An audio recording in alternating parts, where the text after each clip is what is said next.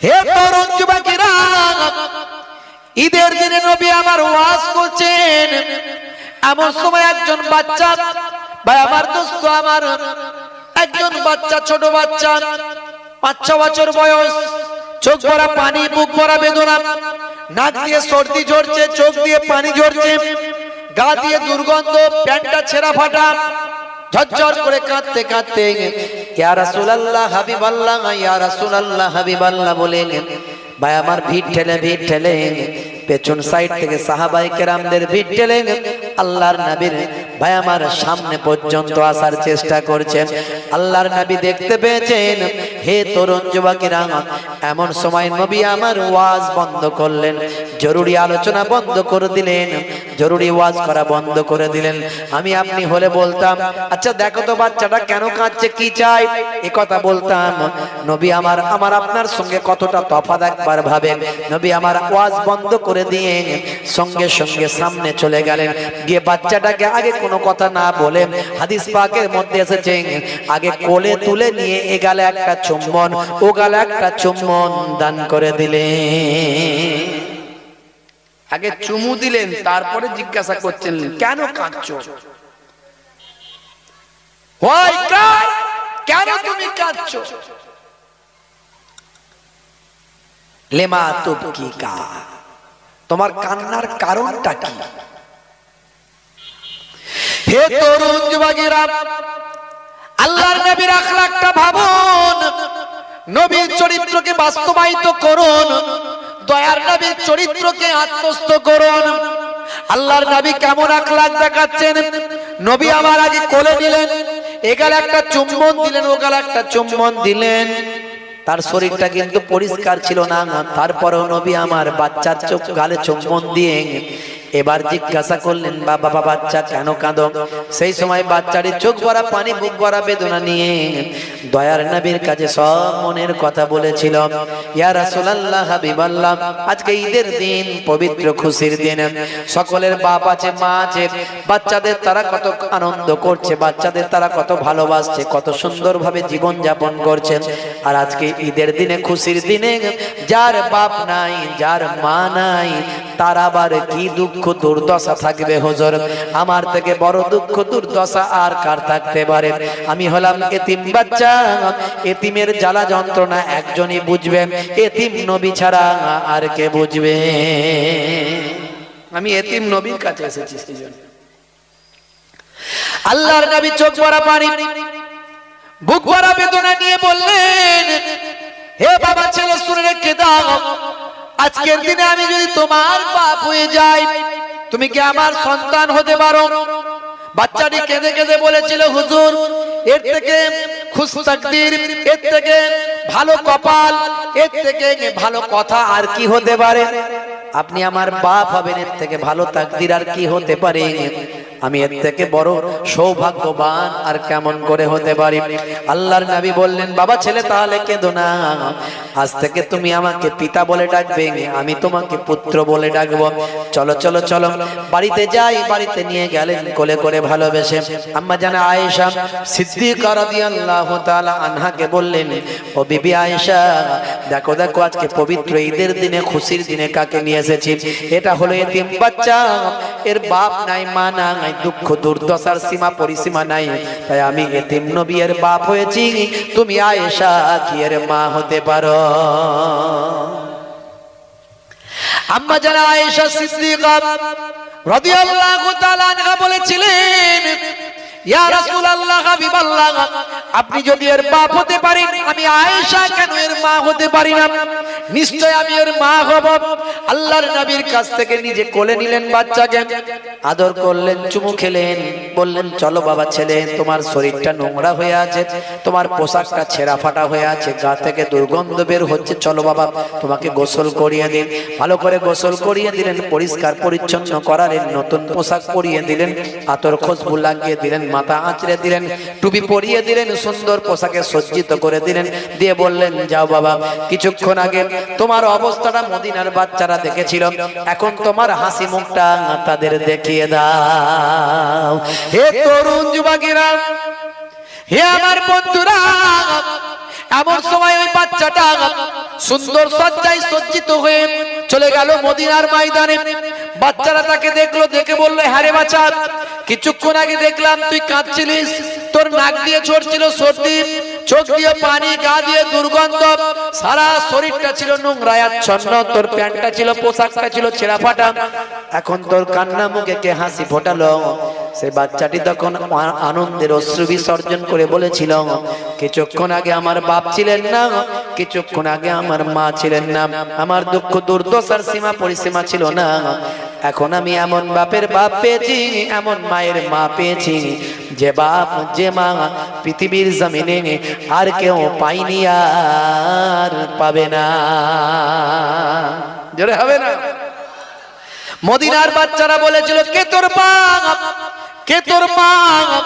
সেই সময় ওই বাচ্চাটি আনন্দের অশ্রু বিসর্জন করে বলেছিল, আমার আব্বা হলেন এখন আখিরি জামানার পয়গম্বর, আর আমার মা হলেন জগৎ জননী মা আম্মা জান আয়েশা সিদ্দিকা রাদিয়াল্লাহু তাআলা আনহা।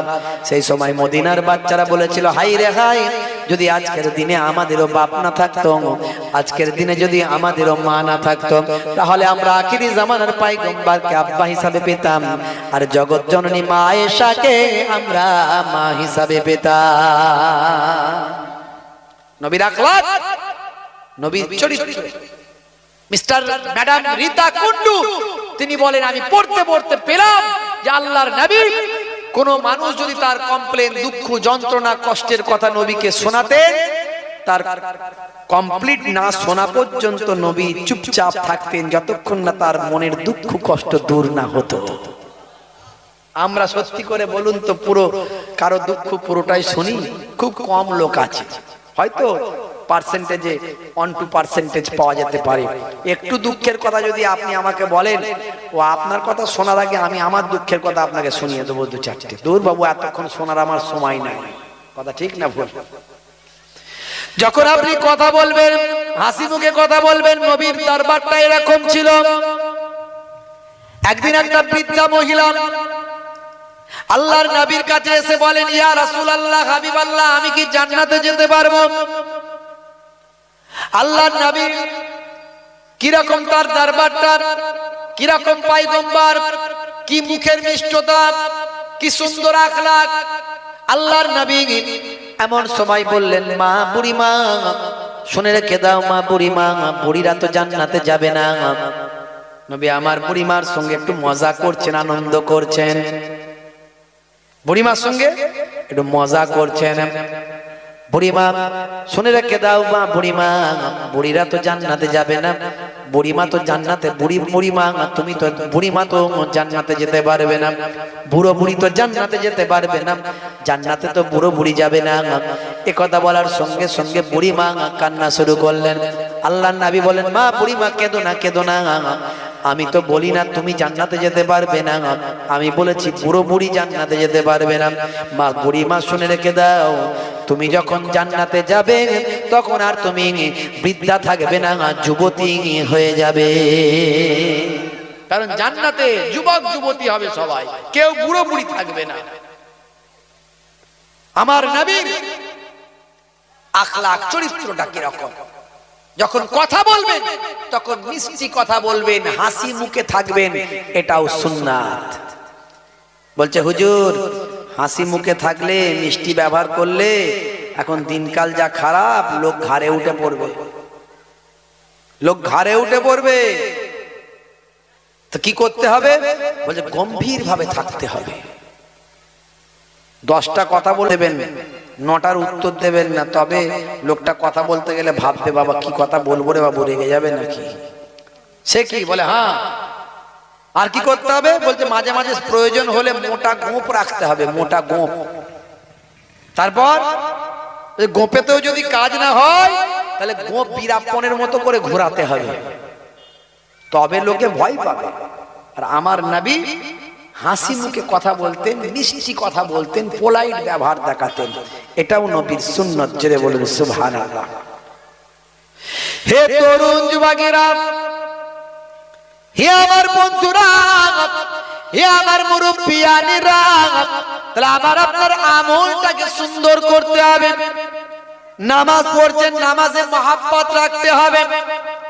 নামাজটা লোক দেখানো যেন না হয়, নামাজটা গতানুগতিক যেন না হয়। আপনি হাইব্রিড তসবিহ নিয়ে রাস্তায় ঘুরছেন, তসবিহ বের করে লোকের সামনে খাটাখাট করে গুনছেন। যদি আপনার মনে হয় লোকে আমাকে বড় তসবিহওয়ালা বলবেন, যদি মনে হয় লোকে আমাকে বড় আল্লাহওয়ালা বলবেন, যদি মনে হয় লোকে আমাকে বড় নামাজি বলবেন, চাচা বলছেন, চাচা ভাইপোকে বলছে, হারা ভাইপো, গত রাতের বেলা 1:30টার সময় কুকুরটা কেন চেঁচাচ্ছিল জানিস? বলে, চাচা আমি কি করে জানবো, আমি তো 10টায় শুয়ে পড়ি আর সকালে ঘুম থেকে উঠি, আমি কি আর কুকুরের আওয়াজ পাই? তুমি অত রাত্রে কি করছিলে? বলে, তুই বাবা জানিস না, প্রতিদিন আমি তাহাজ্জুদের নামাজ না পড়লে আমার রাত কাটে না। তোমার যদি এই কথাটা শোনানোর উদ্দেশ্য হয় যে তুমি তাহাজ্জুদের নামাজ পড়া বান্দা, তাহলে মনে রাখবে তোমার ওই নামাজের মধ্যে একটু খুঁত ঢুকে গেল, আল্লাহ কবুল করবে কিনা গ্যারান্টি দেওয়া যাবে না। হে তরুণ যুবকেরা, আন্তরিকতা দরকার আপনার আমলের মধ্যে। ভাই আমার, আপনার আমলটা পরিপূর্ণতা হওয়া দরকার। হে মুসলমান, তাহলে দুটো জিনিস দরকার, একটা হলো ঈমানে পরিপূর্ণতা, আর একটা হলো আমলে পরিপূর্ণতা। এই দুটো জিনিস যদি আপনি কমপ্লিট করতে পারেন, আল্লাহ বলেন আমার কাছে মহা পুরস্কার রাখা আছে, সেই পুরস্কারটার নাম হলো জান্নাত। জোরে হবে না? ভাইরা আমার, তরুণ যুবকেরা আমার, মুরব্বিয়ানেরা আমার, হে জওয়ান যুবকেরা, হে আমার বন্ধুরা, হে আমার মুরব্বিয়ানেরা, শুনে রেখে দিন বাবা। তাহলে এর জন্য আপনাকে আমাকে সুন্দর আমল করতে হবে। আমলগুলোর মধ্যে সবচেয়ে বড় আমল হলো নামাজ, সবচেয়ে বড় ইবাদত হলো নামাজ, সবচেয়ে বড় ইবাদত হলো রোজা। এই রমজান মাস আসছে, রোজা, এই রোজার মাসে সামান্য ভাই আমার গ্যাস হচ্ছে, অম্বল হচ্ছে বলে অনেকে রোজা ছেড়ে দেয়। মনে রাখবেন, এসব অজুহাত আল্লাহর দরবারে চলবে না। আপনি রোজা ছাড়তে পারবেন না। একটা রোজা যদি ইচ্ছাকৃতভাবে ছেড়ে দেন, তার কাফারা হবে 60টা ধারাবাহিক রোজা। পরপর 60 খানা রোজা রাখলে একটা ফরজ রোজার কাফারা বলা হয়েছে। আবার এই 60টার ভিতরে যদি একটা ইচ্ছাকৃতভাবে ছেড়ে যায়, আবার তার কাফারা লাগবে 60টা রোজা। এইভাবে সারা জীবন রাখলেও একটা ভাই আমার ফরজ রোজার হক আদায় করা হবে না। হে তরুণ যুবকেরা, এই রমজান মাসে রোজা আপনারা আমার জন্য আল্লাহ ফরজ করেছেন। ইয়া আইয়ুহাল্লাযীনা আমানু কুতিবা আলাইকুমুস সিয়াম কামা কুতিবা আলাল্লাযীনা মিন ক্বাবলিকুম লাআল্লাকুম তাত্তাকুন। আমার আল্লাহ বলছেন তোমরা মুত্তাকি বান্দা হয়ে যাবে। তোমাদের পূর্ববর্তীদের উপরও রমজানের রোজা ফরজ করা হয়েছিল। রমজানের রোজা রাখবেন। রোজার মধ্যে যেমন আমাদের মহাব্বত থাকে, ভালোবাসা থাকে, আমরা দেখানোর জন্য রোজা রাখি না। যারা আমরা রোজা রাখি তারা দেখানোর জন্য রাখি না, কারণ আমরা ইচ্ছা করলে ঘরের ভিতর ঢুকে পানি খেতে পারতাম, খাবার খেতে পারতাম। কিন্তু যারা রোজা রাখে তারা কখনো খায় না, তারা লুকিয়ে খায় না, গোপনে খায় না, পানিতে ডুবুক দিয়েও পানি এক গাল খেয়ে নেয় না। কারণ সে আল্লাহর নৈকট্য হাসিল করার জন্য আল্লাহর প্রতি ইবাদতটা পরিপূর্ণতার সঙ্গে পালন করছে। এইভাবে রমজানের রোজা যেমন আমরা পরিপূর্ণতার সঙ্গে রাখি, সমস্ত আমলগুলো আমাদের পরিপূর্ণতার সঙ্গে করতে হবে। তবে মনে রাখবেন, হে তরুণ যুবকেরা, আমার আল্লাহ আপনাকে আমাকে ইবাদতের জন্য পাঠিয়েছেন। ইবাদত ছাড়া অন্য কোনো উদ্দেশ্যে আমার আল্লাহ পাঠাননি। কোরআন মাজিদে তাই বলেছেন, মা খালাকতুল জিন্না ওয়াল ইনসা ইল্লা লিয়াবুদুন। জোরে হবে না? আল্লাহ বলছেন, বান্দারে, হে দুনিয়ার মানুষ শোনো, আমি তোমাদের ইবাদতের জন্য পাঠিয়েছি, ইবাদত করার জন্য তোমাদের পাঠিয়েছি। তোমরা ইবাদতটা আমার ভুলে যেও না। কেমন করে কুফরি করো, কেমন করে নাফরমানি করো, কেমন করে আমি আল্লাহর ইবাদত ভুলে যাও। কাইফা তাকফুরুন, তোমরা কেমন করে কুফরি করো। তোমরা ছিলে মৃত, ফাআহিয়াকুম আমি তোমাদের জীবন দান করেছি, সুম্মা ইউমীতুকুম আবার তোমরা মারা যাবে, এই পৃথিবী থেকে মারা যাবে, সুম্মা ইউহয়ীকুম আবার তোমাদের জিন্দা জীবিত করা হবে। এই পৃথিবী থেকে মারা যাওয়ার পরে এক সময় তোমাদেরকে আবার হযরত ইসরাফিল আলাইহিস সালাম যখন সিংহায় ফুঁক দেবেন, বাঁশি যখন বাজাবেন, সমস্ত মৃতরা জীবিত হয়ে যাবে। ধুলোর সঙ্গে পানির সঙ্গে যেখানে আপনার জিসম মিশে গিয়ে ধুলো হয়ে যাক, আপনার নাভি হলো জার, এই নাভির সঙ্গে আল্লাহ এসে আবার একত্রিত করে কিয়ামতের ময়দান হাজির করে দেবে। হে তরুণ যুবকেরা, আল্লাহ বলছেন বান্দারে সুম্মা ইলাইহি তুরজাউন, তোমাদেরকে আমি আল্লাহ আমার কাছে ফিরতে হবে। সুতরাং তোমরা আমি আল্লাহকে ভয় করো, আমি আল্লাহর ইবাদত করো, আমি আল্লাহর সঙ্গে নাফরমানি করো না, আমি আল্লাহর নির্দেশগুলো মেনে চলো, আমি আল্লাহকে ভয় করো। ভয়টা করার মতো ভয় করো, আমি আল্লাহকে ভয় করার মতো ভয় করলে তুমি আর অপরাধ করতে পারবে না। তুমি সর্বক্ষেত্রে মনে করবে আমার আল্লাহ সব খবর রেখেছেন, ইন্নাহু আলিমুম বিজাতিস সুদূর, অন্তরের খবর তোমার আল্লাহ জানেন তুমি কি চাইছো। ভাইরা আমার, তরুণ যুবকেরা আমার, হে আমার মুরব্বিয়ানেরা, আল্লাহকে ভয় করতে গেলে আল্লাহর নির্দেশনাকে মেনে চলতে হবে। তোমার বুকে রাখো আল্লাহরই ভয়, আসবে না কোনো দিন কোনো পরাজয়, আসবে না কোনো দিন কোনো পরাজয়। হারাম হালাল জেনে সরল সত্য মেনে নিষিদ্ধ সব ছেড়ে উঠুক জীবন বেড়ে। হারাম হালাল জেনে সরল সত্য মেনে নিষিদ্ধ সব ছেড়ে উঠুক জীবন বেড়ে। যাবে তুমি জান্নাতে, জাগা ছিল স্বপ্ন তোমার, তোমার বুকে রাখো আল্লাহরই ভয়, আসবে না কোনো দিন কোনো পরাজয়, আসবে না কোনো দিন কোনো পরাজয়। আল্লাহর নৈকট্য, আল্লাহর প্রেম, আল্লাহর ভয় আপনার হৃদয়কে পরিপূর্ণতায় নিয়ে আসতে হবে। কেমন পরিপূর্ণতা? একটা ছোট উদাহরণ দিলে বুঝতে পারবেন। হযরত মুসা কালিমুল্লাহর জামানা। হে তরুণ যুবকেরা, একজন মহিলা দীর্ঘদিন ধরে তার কোনো সন্তান হচ্ছে না।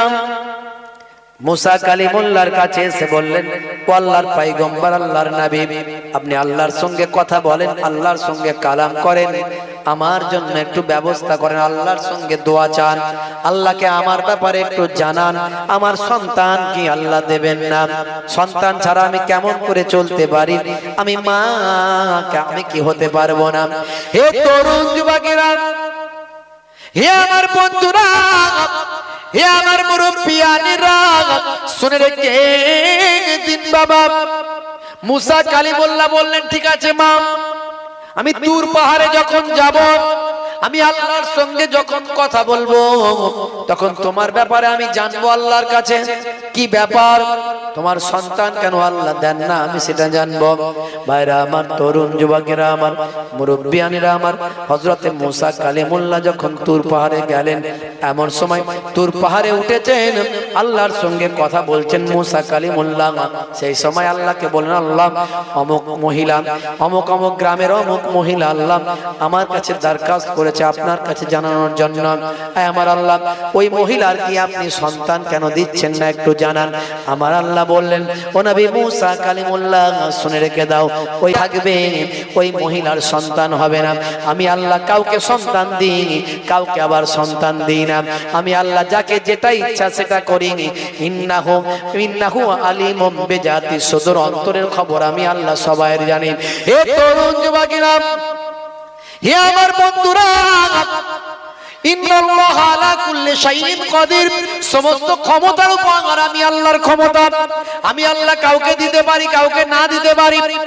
যাও গিয়ে বলে দেবে ওই মহিলাকে আমি সন্তান দেব না বলে ঠিক করেছি, ওই মহিলার সন্তান হবে না, আমি আল্লাহ তোমাকে জানিয়ে দিলাম। হযরতে মুসা কালিমুল্লাহ ভাইরা আমার, তরুণ যুবকেরা তুর পাহাড় থেকে নেমে এলেন। নেমে আসার পরে ওই মহিলা জিজ্ঞাসা করলেন, হুজুর আমার ব্যাপারে কি আল্লাহর দরবারে কোনো খবর আছে? আল্লাহ রাব্বুল আলামিনের কাছ থেকে কি কোনো ইনফরমেশন আছে? সেই সময় মুসা কালিমুল্লাহ বললেন, মা মা দুঃখ করিস না মা, তোর সন্তান আল্লাহ দেবেন না, তবে তুই দুঃখ করিস না। আমার আল্লাহ কাউকে সন্তান দেবেন, কাউকে দেবেন না, সেটা আমার আল্লাহর একান্ত ব্যাপার, সেটা আমার আল্লাহ নিজস্ব ব্যাপার। যার সন্তান হয়নি অনেকে তাকে নিন্দা মন্দা করে, আছে না নাই? আচ্ছা, একটা সন্তান দেওয়ার ক্ষমতা কি তার ওই মহিলার না আল্লাহর? দেবে কে? তাহলে আপনি যে ওই মহিলাকে নিন্দামন্দা করছেন, বাজে কথা বলছেন, তাহলে আল্লাহর হুকুমের উপরে, আল্লাহর নির্দেশের উপরে খবরদারি করছেন, কথা ঠিক না বলুন? তাহলে আপনি কঠিন গুনাহগার হয়ে যাচ্ছেন। আমার আল্লাহ পৃথিবীকে সুন্দর করে সাজিয়েছেন। সব যদি গোলাপ ফুল হতো, সব যদি গোলাপ ফুল হতো, লোকে কি গোলাপ ফুলকে ভালোবাসতো? বাসতো না। রজনীগন্ধা, তারপরে আপনার মালতী ফুল, আপনার আরো হাজারো ফুল, তার মাঝখানে গোলাপ ফুল, তাই তো গোলাপ ফুলকে লোকে ভালো করে ভালোবাসে, নাকে শোকে, পকেটে রাখে। তাহলে আমার আল্লাহ পৃথিবীকে সাজানোর জন্য যেটা দরকার সেটা দিয়েছেন। কাউকে অন্ধ করেছেন, কাউকে খোড়া করেছেন, কাউকে খঞ্জর করেছেন, কাউকে সন্তান দেননি, কাউকে কালো করেছেন, কাউকে সাদা করেছেন। আল্লাহ বাগানটাকে সাজিয়েছেন। সব আল্লাহর ইচ্ছাকে আমাদের স্বীকৃতি দিলে এই দুনিয়া হলো ক্ষণস্থায়ী, পরকাল চিরস্থায়ী। যে আল্লাহর নির্দেশকে মান্যতা দেবে, সে এই ক্ষণস্থায়ী জীবনে কিছুটা তার মনে দুঃখ কষ্ট হতে পারে, কিন্তু সেটা দুঃখ কষ্ট করবে না, তবেই সে পরকালে চিরস্থায়ী জান্নাতে আল্লাহর সুখ লাভ করবে। বুঝতে পারছেন? এই দুনিয়া তো ক্ষণস্থায়ী। বাল তুসিরুনাল হায়াতাদ দুনিয়া ওয়াল আখিরাতু খায়রুন ওয়া আবকা। আল্লাহ বলছেন এই দুনিয়া হলো ক্ষণস্থায়ী, পরকাল হলো চিরস্থায়ী। সুম্মা লা ইয়ামুতু ফিহি, সেখানে মানুষ মারাও যাবে না। বুঝতে পারছেন? হে তরুণ যুবকেরা, হে আমার মুরব্বিয়ানেরা, হে আমার বন্ধুরা, শুনে রেখে দিন বাবা। এমন সময় যখন মুসা কালিমুল্লাহ ওই মহিলাকে বলে দিলেন, মহিলার মনটা বড় খারাপ হলো। ওই মহিলা তখন সেখান থেকে চলে গেল। ভাই আমার, বেশ কয়েক বছর কেটে গেল। কয়েক বছর পরে মুসা কালিমুল্লাহ জানতে পারলেন ওই মহিলাকে আমার আল্লাহ একটা সন্তান দিয়েছে। জোরে হবে না? মুসা কালিমুল্লাহ হুজুর চিন্তায় পড়ে গেলেন। আল্লাহ বললেন ওই মহিলাকে বাচ্চা তিনি দেবেন না, দিলেন কেমন করে? হে তরুণ যুবকেরা, হে আমার বন্ধুরা, শুনে রেখে দিন বাবা। এমন সময় মুসা কালিমুল্লাহ ওই মহিলার বাড়িতে পরীক্ষা করার জন্য গেলেন। গিয়ে দেখলেন সত্যি তো একটা ফুটফুটে সন্তান তার বাড়িতে তার পিতার সঙ্গে খেলাধুলা করছে। মুসা কালিমুল্লাহ খুশি হলেন, সন্তুষ্ট হলেন, কিন্তু বড় চিন্তিত হয়ে গেলেন। আল্লাহ বলেছিলেন ওই মহিলা সন্তানহীন ভাবে, সন্তান হারা হিসাবে থাকবে, সন্তান আল্লাহ দেবেন না, কিন্তু ওই মহিলাকে আল্লাহ সন্তান দিয়েছেন। মুসা কালিমুল্লাহ অবাক হলেন। আল্লাহর কাছে জানার চেষ্টা করবেন, আমি আল্লাহর পয়গম্বর, আমি তো মিথ্যাবাদী হয়ে গেলাম, আমার কথার তো কোনো মূল্য রইল না। আল্লাহ তুমি আমার কাছে বললেন, অথচ তাকে সন্তান দিলে ব্যাপারটা জানতে পারলাম না। হে তরুণ যুবকেরা, হে আমার বন্ধুরা, হযরতে মুসা কালিমুল্লাহ আবার তুর পাহাড়ে যখন গেলেন, আল্লাহকে বললেন, কথা বলতে বলতে আল্লাহকে বললেন, মাবুদ আল্লাহ তোমার কাছে একটা কথা জানতে চাই। বলে কি কথা? আমার আল্লাহ তুমি বলেছিলেন ওই যে মহিলার কথা আমি কয়েক বছর আগে বলেছিলাম, তাকে কি তুমি সন্তান দেবে না? তুমি বলেছিলেন না, হবে না। তাকে আমি সন্তান দেব না, কিন্তু তুমি তার সন্তান দিয়েছ। হে তরুণ যুবকেরা, হে আমার মুরব্বিয়ানেরা, এমন সময় হযরতে মুসা কালিমুল্লাহকে আল্লাহ বললেন, হে মুসা কালিমুল্লাহ, আমি তার সন্তান কেন দিয়েছি, তুমি যদি এর খবরটা জানতে চাও, এর ভেদটা যদি বের করতে চাও, তাহলে তোমাকে একটা কাজ করতে হবে। বলে কি কাজ? যাও তোমার বানি ইসরাইলের মানুষদের মাঝখানে বলবে, কে আছো আল্লাহর আসিক, কে আছো আল্লাহর ভক্ত, কে আছো আল্লাহর মহাব্বতের বান্দা, যার নিজের শরীরের একটু গোশত এই প্লেটে কেটে দাও। একটু যে আমার আশিক হবে তার শরীরের একটু গোশত কেটে আমার কাছে নিয়ে এসো। তাকে বলো যে তার শরীর থেকে একটু গোশত কেটে আমার কাছে দেয়, যেন একটা প্লেটে করে আমার কাছে নিয়ে এসো, আমি আসল ভেদটা বলবো। আচ্ছা বলুন তো, বানি ইসরাইলের মানুষদের কাছে যখন মুসা নবী বললেন, হ্যাঁ গা তোমরা সব আল্লাহকে ভালোবাসো, সবাই বলে হ্যাঁ, কেউ তো বলবে না না তোমরা আল্লাহর সব আশিক, বলে হ্যাঁ, আল্লাহ ছাড়ার কাছে কে? আর তুমি মুসা নবী, তোমাকে আল্লাহ এত বড় শক্তি দিয়েছে, হাতের লাঠি ছাড়লে বিরাট বড় সাপ হয়ে যায়, হাতটা ঘোরালে বিরাট বড় আলো হয়, এ তো আল্লাহ দেওয়া মুজিজা, তা আমরা তো আল্লাহ মানি। তাহলে শোনো, কে আছো, কে আছো তোমাদের মধ্যে থেকে আল্লাহর নেক বান্দা, আল্লাহর আশিক বান্দা? এই যে আমি প্লেট দিলাম আর ছুরি দিলাম, নিজের শরীর থেকে একটু গোশত কেটে এই প্লেটে দাও। মুসা নবীকে দেখছে আর পেছন দিকে তাকিয়ে পালাচ্ছে, সর্বনাশ করেছে, শরীর থেকে গোশত কেটে দিতে বলছে। ভালোবাসা মানে কি গোশত কেটে দিতে হবে? মুসা নবী যা কি বলে সে পেছন দিকে পালায়, বুঝতে পারছে? এখন এরকম যদি বলা হয় আমরা কারা নবীর জন্য জীবন দিতে পারি, হাত তুললে সবাই বলে আমরা আছি, সবাই আছি। আর যদি সেদিন এমন একটা সময় আসে নবীর জন্য জীবন দিতে হবে, তখন পেছন দিকে তাকিয়ে দেখবে কেউ নাই, সব ফাঁকা। কথা ঠিক না ভুল? ওপরের লেভেল ভালো, ভিতরের ইঞ্জিন কালো। আমি এই জন্য বলি রোল নাম্বার ফাঁকা, খাতা ভর্তি লেখা, মাস্টার খাতা দেখবে না।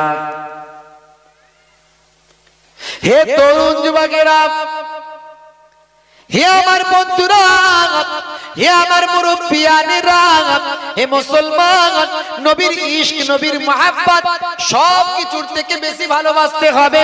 আল্লাহর ইশক, আল্লাহর মহব্বত সব কিছুর থেকে বেশি ভালোবাসতে হবে। আল্লাহ বলছেন, শুনে রেখে দাও, ইয়া আইয়ুহাল্লাযীনা আমানুত্তাকুল্লাহা হাক্কা তুকাতিহি ওয়া লা তামুতুন্না ইল্লা ওয়া আনতুম মুসলিমুন। হে ঈমানদারেরা, তোমরা আমি আল্লাহ তাআলাকে ভয় করো, ভয় করার মতো ভয় করো, আর ততক্ষণ পর্যন্ত মরো না যতক্ষণ না সাচ্চা মুসলমান, সাচ্চা ঈমানদার না হয়ে যাও। সাচ্চা ঈমানদার হতে গেলে আপনাকে আমাকে সব কিছুর থেকে বেশি ভয় করতে হবে কাকে? জোরে বলেন কাকে? সব কিছুর থেকে বেশি ভয় করতে হবে আল্লাহকে। আল্লাহর নবী আখিরি জামানার পয়গম্বর বলেন, হে দুনিয়ার মানুষ শুনে রেখে দাও, লা ইউমিনু আহাদুকুম হাত্তা আকুনা আহাব্বা ইলাইহি মিন ওয়ালিদিহি ওয়া ওয়ালাদিহি ওয়ান নাসি আজমাইন। ততক্ষণ পর্যন্ত তোমরা মুমিন হতে পারবে না যতক্ষণ না সবচেয়ে বেশি তোমাদের বাপ মা, সন্তান সন্ততি, কাজ কারবার, মাল মাতা সবের থেকে বেশি আমি রাসূলকে বেশি না ভালো না বাসতে পারো। সবচেয়ে বেশি আমি রাসূলকে ভালোবাসতে হবে।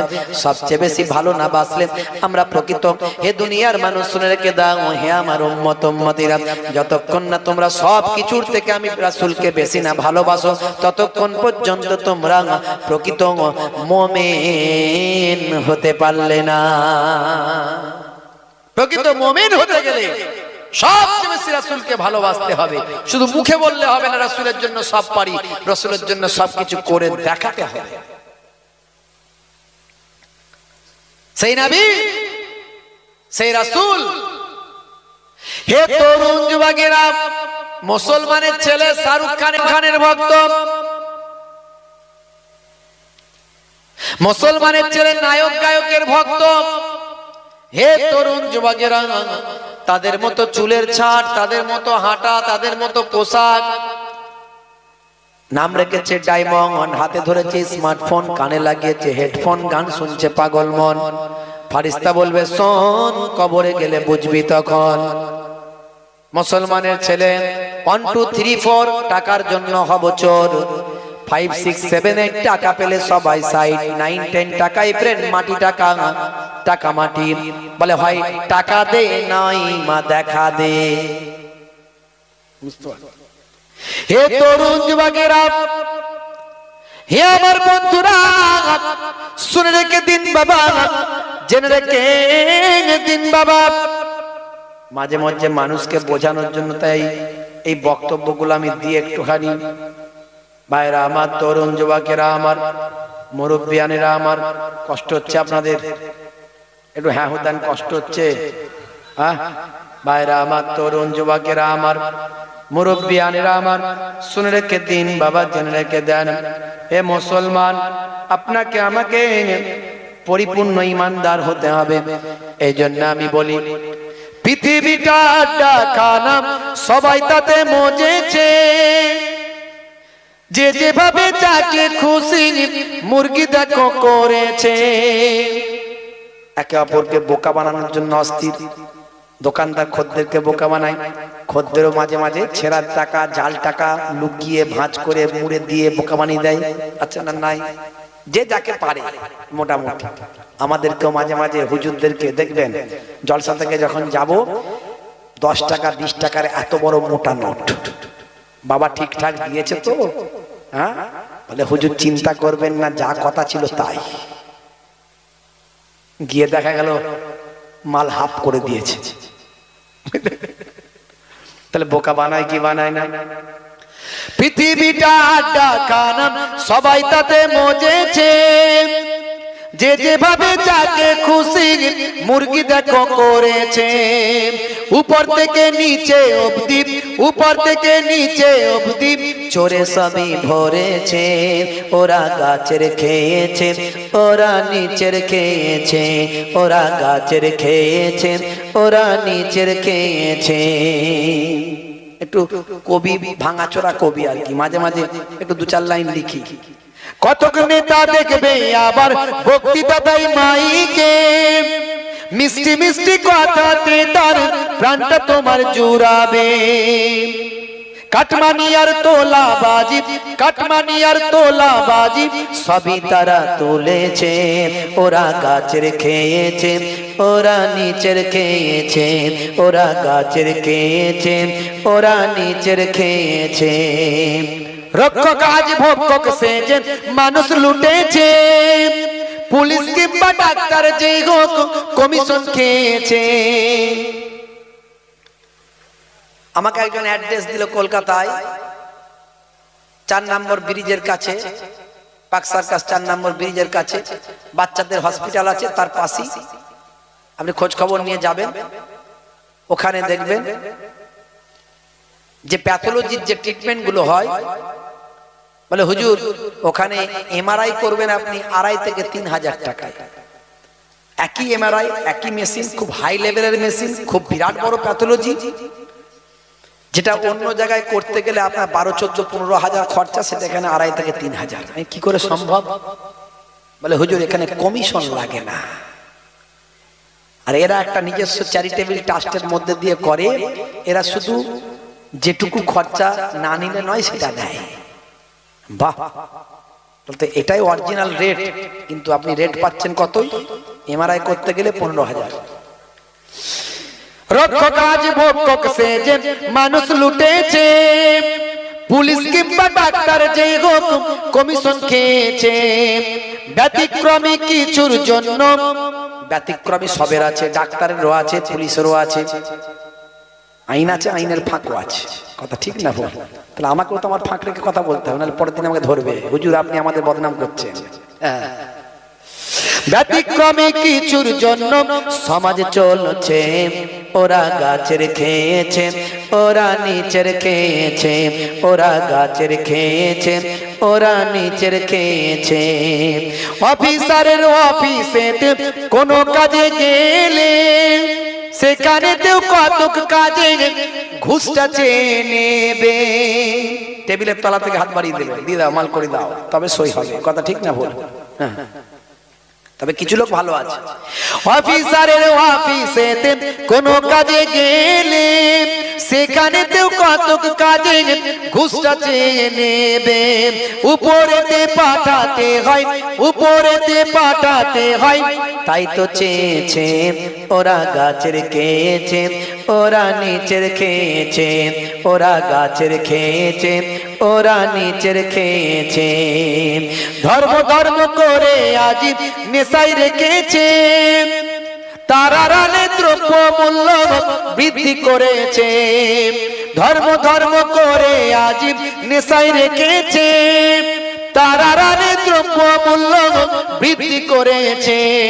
তেলা মাথায় তেল দিয়েছে, তেলা মাথায় তেল দিয়েছে, গরিব মরেছে, ওরা গাছের খেয়েছে, ওরা নিচের খেয়েছে, ওরা গাছের খেয়েছে, ওরা নিচের খেয়েছে। শেষে উপসংহারে আমি যেটা বলেছি, সব সমস্যার সমাধান হবে কি করে? সব সমস্যা খুঁজবে রে ভাই শিক্ষা যদি থাকে, কোরআনের ওই প্রথম শব্দ ইকরা খোদা বলে। জোরে হবে না? ইকরা মানে কি? পড়ো, পড়তে থাকো, শিখতে থাকো, জানতে থাকো, বুঝতে থাকো। আমরা বুঝি না, জানি না, এই জন্য সব জায়গায় ঠকি। দেখবে, এই জন্য ছেলেদেরকে শিক্ষিত করুন। আপনার ইনকামের 70% সন্তানের জন্য ব্যয় করুন, 30% দিয়ে সংসার চালান। এক চাঁদে পৃথিবী আলো হতে পারে। এপিজে আব্দুল কালামের বাপ ছিল একজন ইমাম সাহেব। ইমাম সাহেবের সন্তান ভারতের গর্ব মিসাইল ম্যান, পরমাণু বিজ্ঞানী। পৃথিবীর মানচিত্রে ভারতের নাম যতদিন থাকবে, পৃথিবীর মানচিত্রে ইতিহাসের পৃষ্ঠায়, ততদিন পর্যন্ত মুসলমান ঘরের সন্তান এপিজে আব্দুল কালামের নামটাও থাকবে। ভাইরা আমার, অনেকে তার বিরুদ্ধে গুজব ছড়ান, তিনি নাকি নামাজ পড়তেন না, তিনি নাকি মুসলমান ছিলেন না। ওসব বাজে কথা। তিনি নামাজ পড়তেন, ঈদের নামাজ পড়েছেন, তার ছবি আছে। তিনি সমস্ত ধর্মকে সম্মান করতেন। এটা তো আমার নবীর আদর্শ। তিনি পৃথিবী বিখ্যাত একজন বিজ্ঞানী, এটা আমাদের গর্ব। বুঝতে পারছেন? সব সমস্যা খুঁজবে রে ভাই শিক্ষা যদি থাকে, কোরআনের ওই প্রথম শব্দ ইকরা খোদা বলে।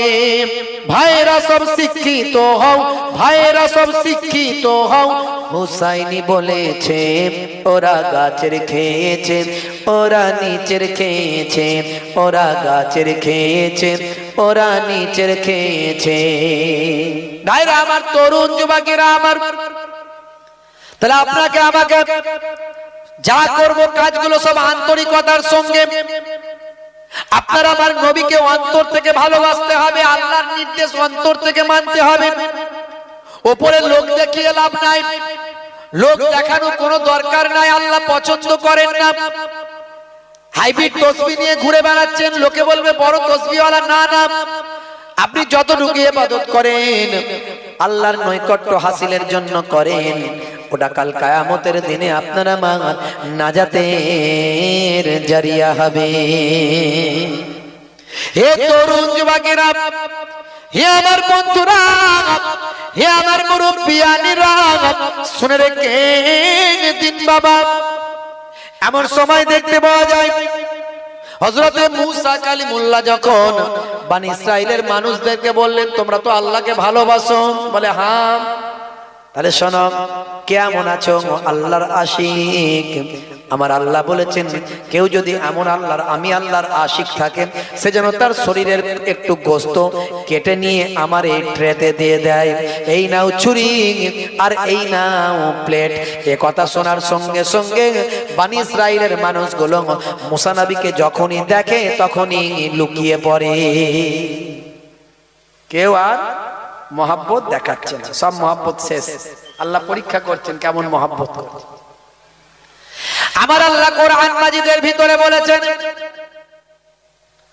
হে দুনিয়ার মানুষ শোনো, ইয়া আইয়ুহাল্লাযীনা আমানু লাহিকুম আমওয়ালুকুম ওয়ালা আওলাদুকুম আন যিকরিল্লাহ ওয়া মান ইয়াফআল যালিকা ফাউলাইকা হুমুল খাসিরুন। हे दुनियार মানুষ শুনে রেখে দাও, না ভুলা দে মাল तुम्हारा और औलाद तुम्हारे अल्लाह की इबादत से। তোমরা যদি তোমাদের মাল সম্পদ, তোমাদের সন্তান সন্ততি পেয়ে যদি তোমরা আল্লাহর ইবাদতটা ভুলে যাও, আল্লাহর নির্দেশনা যদি ভুলে যাও, আমি আল্লাহ বলি তোমরা ক্ষতিগ্রস্ত হবে। দেখুন চারিদিকে তাকিয়ে, সারা পৃথিবীতে তাকিয়ে দেখুন, সৌদি আরবের মতো জায়গা, ভাই আমার, আরবের মতো দেশ, যেখানে নবীর দেশ, কাবা ঘর যেখানে, নবীর রওজা যেখানে, সেই জায়গায় আজ 2 সপ্তাহ আগে মারাত্মক বন্যা আল্লাহ দিয়েছেন। এত বন্যা দিয়েছেন, মদিনা শরীফ, মক্কা শরীফ ডুবে গিয়েছে। ভাই আমার, গাড়িগুলো, বাসগুলো পানিতে ভেসে ভেসে পাতার মতো গিয়ে এক কাছে জড়ো হয়ে গিয়েছে। এ তরুণ যুবকেরা অনেকে ট্রোল করার জন্য, ইসলামের বিরুদ্ধে কটূক্তি করার জন্য, অ্যান্টি ইসলামের কিছু মানুষ আছে, তারা বলছেন পবিত্র নগরীর কি অবস্থা।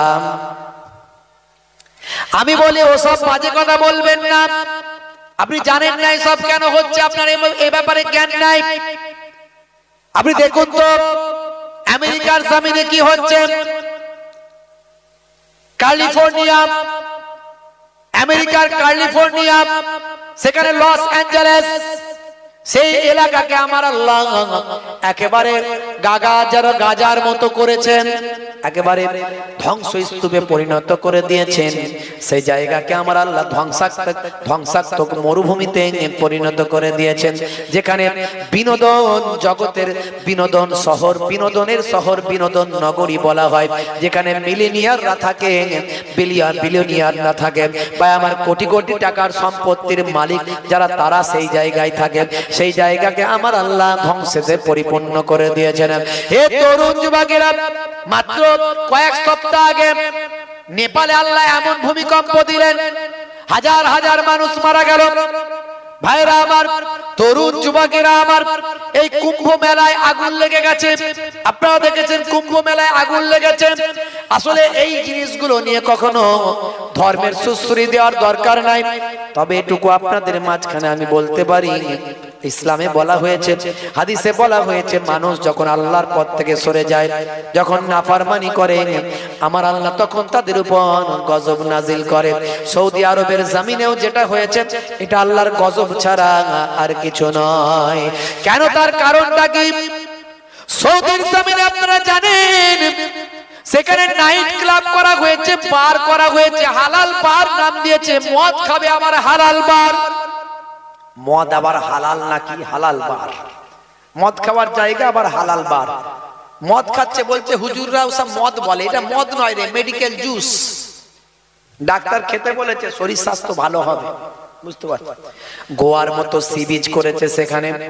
শুধু তাই নয়, সারা পৃথিবীর নর্তকীদের নিয়েছে, সেখানে কনসার্ট করা হয়েছে, গানের নাচের। শুধু তাই নয়, সেখানে মডেলিং করার জন্য মডেলারদের নিয়েছে, ফ্যাশন শো সেখানে করা হয়েছে, অর্ধলঙ্গ পোশাক পরিয়ে। এমনকি নাচ গানের জন্য যে কনসার্টের জন্য বা আমার যে স্টেজটা করা হয়েছে, সেই স্টেজটাতে আবার কাবা শরীফের ছবি লাগানো হয়েছে। এত কিছু ভাই আমার, আল্লাহর অসম্মান, নবীর অসম্মান আমার আল্লাহ বরদাস্ত না করে তাদের উপর সামান্য একটা গজব দিয়েছে। সাবধান হও, এর আগেও এরকম আল্লাহ দিয়েছেন। হে তরুণ যুবকেরা, হে আমার বন্ধুরা, হে যুবকেরা, সাবধান হয়ে যাও। এখনো বলে যাই নামাজটা পড়ো, নামাজ ছেড়ো না। এখনো বলছি রাসূলের সুন্নত ভুলে যেও না। এখনো বলছি নায়ক গায়কের ভক্তের খাতা থেকে নামটা কেটে আল্লাহ এবং রাসূলের ভক্তের খাতায় নামটা লেখাও। হে যুবকেরা, হে তরুণেরা, কখনো মদকে মেডিকেল জুস বলে খেও না। মদকে আল্লাহ হারাম করেছেন, কোরআন মাজিদে আমার আল্লাহ জানিয়ে দিয়েছেন, ইন্নামাল খামরু ওয়াল মাইসিরু ওয়াল আনসাবু ওয়াল আজলামু রিজসুম মিন আমালি শাইতান। হে তরুণ যুবকেরা, হে আমার বন্ধুরা, হে আমার মুরব্বিয়ানিরা, শুনে রেখে দিন বাবা, আল্লাহ তাআলা নেশা করতে বারণ করেছেন। দয়ার নবী নেশা মুক্ত জীবন যাপন করতে বলেছেন। হে যুবকেরা, তিরঙ্গা, গুটকা, বিড়ি, সিগারেট, খৈনি, তারি, মদ এগুলো খেও না বাবা, নেশামুক্ত জীবন যাপন করো। আল্লাহর নবী বলছেন কুল্লু মুসকিরিন হারাম, প্রত্যেক নেশা হলো হারাম। নেশামুক্ত জীবন যাপন করবে। আজকের স্বাস্থ্য বিশেষজ্ঞরা বলেন নেশামুক্ত জীবন যাপন করলে তার আয়ু বেড়ে যায়। এখন আয়ু বেড়ে যায় তাদের মতে, আমরা আয়ু বেড়ে যায় বলে নেশামুক্ত জীবন যাপন করবো তা নয়। আমরা নেশামুক্ত জীবন যাপন করবো, আল্লাহ নিষেধ করেছেন, নবী নিষেধ করেছেন, অটোমেটিক আমাদের আয়ু বাড়বে। কারণ ইসলামে যা কিছু বলা হয়েছে সবই বিজ্ঞান সম্মত, বাস্তব সম্মত। জোরে বলুন সুবহানাল্লাহ। ইসলামে যা কিছু বলা হয়েছে সবের মধ্যে বিজ্ঞান আছে, সায়েন্স আছে। ভাইরা আমার, তরুণ যুবকেরা আমার, হে আমার মুরব্বিয়ানেরা, হে যুবকেরা, শুনে রেখে দিন বাবা। আরেকটা উদাহরণ আপনাদের মাঝখানে দিন। জম্মু কাশ্মীর হাইকোর্ট কয়েকদিন আগে এই বক্তব্যটা আমি দিয়েছি অনেকের কাছে, ইন্টারনেটেও হয়তো পেতে পারেন। হে তরুণ যুবকেরা, হে আমার মুরব্বিয়ানেরা, জম্মু কাশ্মীর হাইকোর্টে মাত্র কয়েক সপ্তাহ আগে একটা বিচার হয়েছে। এই বিচারে কি বলা হয়েছে শুনুন। এই বিচারে বলা হয়েছে বাবা, হে তরুণ যুবকেরা, হে আমার মুরব্বিয়ানেরা, শুনে রেখে দিন বাবা, জেনে রেখে দিন। জম্মু কাশ্মীর হাইকোর্টের বিচারপতির নাম হলো বিনোদ চ্যাটার্জি কৌর। তিনি একটা বিচার রায় দিয়েছেন। রায়টা কোরআন থেকে দিয়েছেন, কোরআন মাজিদ থেকে রায়টা দিয়েছেন। আপনি অবাক হয়ে যাবেন, এটা কি করে সম্ভব? একজন অমুসলিম হিন্দু বিচারপতি কোরআন মাজিদ থেকে রায় দিলেন বলে? হ্যাঁ, নাম হলো বিনোদ চ্যাটার্জি কৌর। রায়টা কি ছিল? রায়টা ছিল একজন ব্যক্তির এগেনস্টে। সেই ব্যক্তিটার নাম হলো আব্দুল গফফার। ভাইরা আমার, 43 বছর আগের একটা পুরানো রায়। 43 বছর আগে ওই আব্দুল গফফার তিনি তার বোনের অধিকার সম্পত্তি থেকে বঞ্চিত করেছেন। বর্তমানে ওই আব্দুল গফফার একজন হাজী সাহেব, একজন নামাজি, একজন দাড়িওয়ালা। বিচারপতি কৌর বলছেন, হে আব্দুল গফফার, আপনাকে দেখে তো বুঝতে পারছি একজন ধার্মিক ব্যক্তি, আপনি একজন নামাজি নিশ্চয়, আবার হাজী সাহেব শুনছি। সব ব্যাপারে ধর্ম মানলেন, আর বোনের অধিকার সম্পত্তিটা দেওয়ার ব্যাপারে ধর্ম কোথায় গেল? কে বলছে? একজন অমুসলিম হিন্দু বিচারপতি। চিন্তা করুন, ভাবুন একবার। আমরা এখানে যারা আছি, আমরা আমাদের বোনের মেয়ের হক ঠিকঠাক ভাবে সব বুঝিয়ে দিই, কথা ঠিক না বল বলি তো নাকি? এখানে এরকম বোনের হক ফাঁকি দেওয়ার লোক কেউ নাই। এখানে বোনকে বলে, বুঝতে পারছেন, 80 লাখ টাকা, 50 লাখ টাকা, 1 কোটি টাকার সম্পদ বোনকে 1 লাখ টাকা দিয়ে বলে, এটা তোর ছেলে মেয়েদের জন্য কিছু করবি, আর তোর সম্পদ মানেই তো আমার সম্পদ, আর আমার মানেই তো তোর। হ্যাঁ, তুই তো এলে আমার ঘরেতেই থাকবি, এখানেই খাবি, যে কদিন ইচ্ছা থাকবি। এইভাবে বোনকে বোকা বানিয়ে সম্পত্তি সই করার লোক আমাদের এখানে নাই। আপনাদের এখানে কেউ নাই, আমাদের ওখানে কেউ নাই, সব ভালো মানুষ, বুঝতে পারছেন? সব ব্যাপারে ধর্ম, আর এখানে কোথায় গেল? বোনের সম্পত্তি ফাঁকি মেরেছো, আল্লাহর কাছে জবাব আছে না নাই? বিচারটা করছে একজন অমুসলিম হিন্দু বিচারপতি, নাম হলো বিনোদ চ্যাটার্জি কৌর। তিনি বলছেন, হে আব্দুর রহমান, হে আব্দুল গফফার, আপনি একজন হাজী সাহেব, আপনি একজন নামাজি, দাড়িওয়ালা, জুব্বাওয়ালা মানুষ। 43 বছর আগে আপনার বোনের অধিকার আপনি ফাঁকি দিয়েছেন। আপনি কি জানেন আপনার এই বিচারটা করার জন্য আমি কোরআন মাজিদ পড়েছি? জোরে হবে না? জোরে হবে না? আপনার এই বিচারটা করার জন্য আমি কোরআন মাজিদ স্টাডি করেছি। আপনি একজন ধার্মিক মানুষ হলেন, কিন্তু কোরআন আপনি কি পড়লেন না, জানলেন না। কোরআনের সূরা নিসা কি আপনি পড়েছেন? শুনুন তাহলে আমি আপনাকে বলি। সেই সময় বিচারপতি কৌর বললেন, হে আব্দুল গফফার, শুনুন, কোরআন মাজিদের সূরা নিসায় আপনি যাবেন। সূরা নিসার 11 নম্বর আয়াতে আল্লাহ কি বলছেন? আমার আল্লাহ বলছেন, ইউসিকুমুল্লাহু ফি আওলাদিকুম, ফি আওলাদিকুম লিযাকারি মিসলু হাযিল উনসায়াইন। হে তরুণ যুবকেরা, আমার আল্লাহ বলছেন, হে আব্দুল গফফার শুনুন, পুত্র দুইজন কন্যা যেটা পাবে পুত্র সেটা পাবে, অর্থাৎ পুত্র পাবে দুই কন্যার সমান, দুই কন্যার সমান পুত্র সম্পত্তি পাবে, মানে একজন পুত্র যেটা পাবে কন্যা তার অর্ধেক পাবে। তাহলে আপনি আপনার বোনের অধিকার কেন দেননি? আজ আমি কোরআনের রায়কে সামনে রেখে আপনার জন্য বিচারের রায়টা দিলাম। আল্লাহর কোরআন থেকে বিচারটা হলো, জোরে হবে না? 1450 বছর আগে আল্লাহর কোরআন যা বলেছে, নবীর হাদিস যা বলেছে, আজকের যুগে সব বিজ্ঞান আর বাস্তবতায় প্রমাণিত। বোনের অধিকার নষ্ট করবেন না। কিসের সম্পত্তি? 3.5 হাত মাটি ছাড়া, 3টে কাফন ছাড়ার কি আছে আপনার? কিসের জন্য বঞ্চিত করছেন? নিজের আখেরকে নষ্ট করছেন। আজও বলে দিয়ে যায়, যার যেটা অধিকার তাকে বুঝিয়ে দিন। ভাইরা আমার, তরুণ যুবকেরা আমার, হে আমার মুরব্বিয়ানেরা, কথাই কথা বেড়ে যায়, বেশি লম্বা চওড়া নয়। এমন সময় হযরতে মুসা কালিমুল্লাহ যখন বলেছিলেন বনি ইসরাইলের মানুষদের, কে আছো বাবা? কেউ গোশতের টুকরো শরীর থেকে কেটে দিল না, আল্লাহর মহাব্বত মুখে অন্তর থেকে দেখাতে পারলো না, বাস্তবে প্রমাণ দিতে পারলো না। হযরতে মুসা কালিমুল্লাহ মনক্ষুণ্ণ হলেন, চিন্তা করলেন, হায় রে হায়, একজন মানুষকেও পেলাম না যে আল্লাহর ইশকে মাশগুল হয়ে নিজের শরীরের সামান্য গোশত কেটে প্লেটে দেবে। সেই প্লেটটা গিয়ে আমি আল্লাহর দরবারে সুপুরত করব। এমন সময় মুসা কালিমুল্লাহ মনক্ষুণ্ণ হয়ে সেই সময় তিনি পাহাড়ের আকাশে ভয়াবহ ওই তুর পাহাড়ের দিকে আবার গমন করছেন। সেই সময় যেতে যেতে, হে তরুণ যুবকেরা, যাওয়ার পথে একজন রাস্তার ধারে ধুলোবালির সঙ্গে মিশে একজন দরবেশ মানুষের দেখা। একজন দরবেশ মানুষ ভাই আমার রাস্তার ধারে বসে বসে ইবাদত করছেন, গায়ে তার ধুলোবালি লেগে আছে, জড়সড় হয়। একজন দুর্বল মানুষ সেই সময় আওয়াজ দিয়ে বলছেন, হে নবী মুসা, কোথায় যাচ্ছেন? বলে, বাবা তুমি জেনে কি করবে? বলে, একটু বলুন না হুজুর, কোথায় যাচ্ছেন? বেয়াদবি নেবেন না, আপনি আল্লাহর পয়গম্বর, আপনি আল্লাহর নবী, আপনার কাছে কি জানতে পারি না? বলে, জানো নিশ্চয়, আমি যাচ্ছি তুর পাহাড়ে আল্লাহর সঙ্গে কথা বলার জন্য। বলে, হুজুর কেন যাচ্ছেন একটু বলতে পারবেন? কেন যাচ্ছেন? আপনার হাতে কি? বলে, এটা হলো ট্রেন, এটা হলো ট্রেন। আর এই যে ছুরি। বলে, কেন?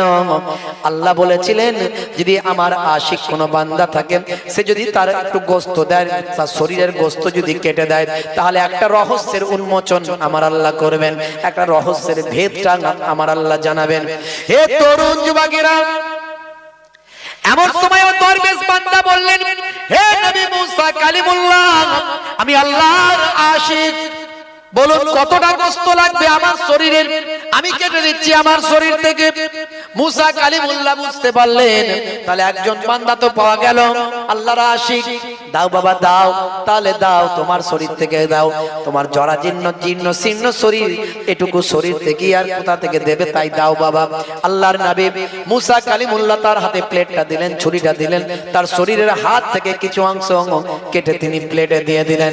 মুসা কালিমুল্লাহ ছুরি নিয়ে আর ওই প্লেট নিয়ে চলে যাচ্ছেন এবার তুর পাহাড়ের দিকে। আবার ওই দরবেশ বান্দা ডাকলেন, ও নবী মুসা শুনুন, যাবেন না যাবেন না, আবার আসুন।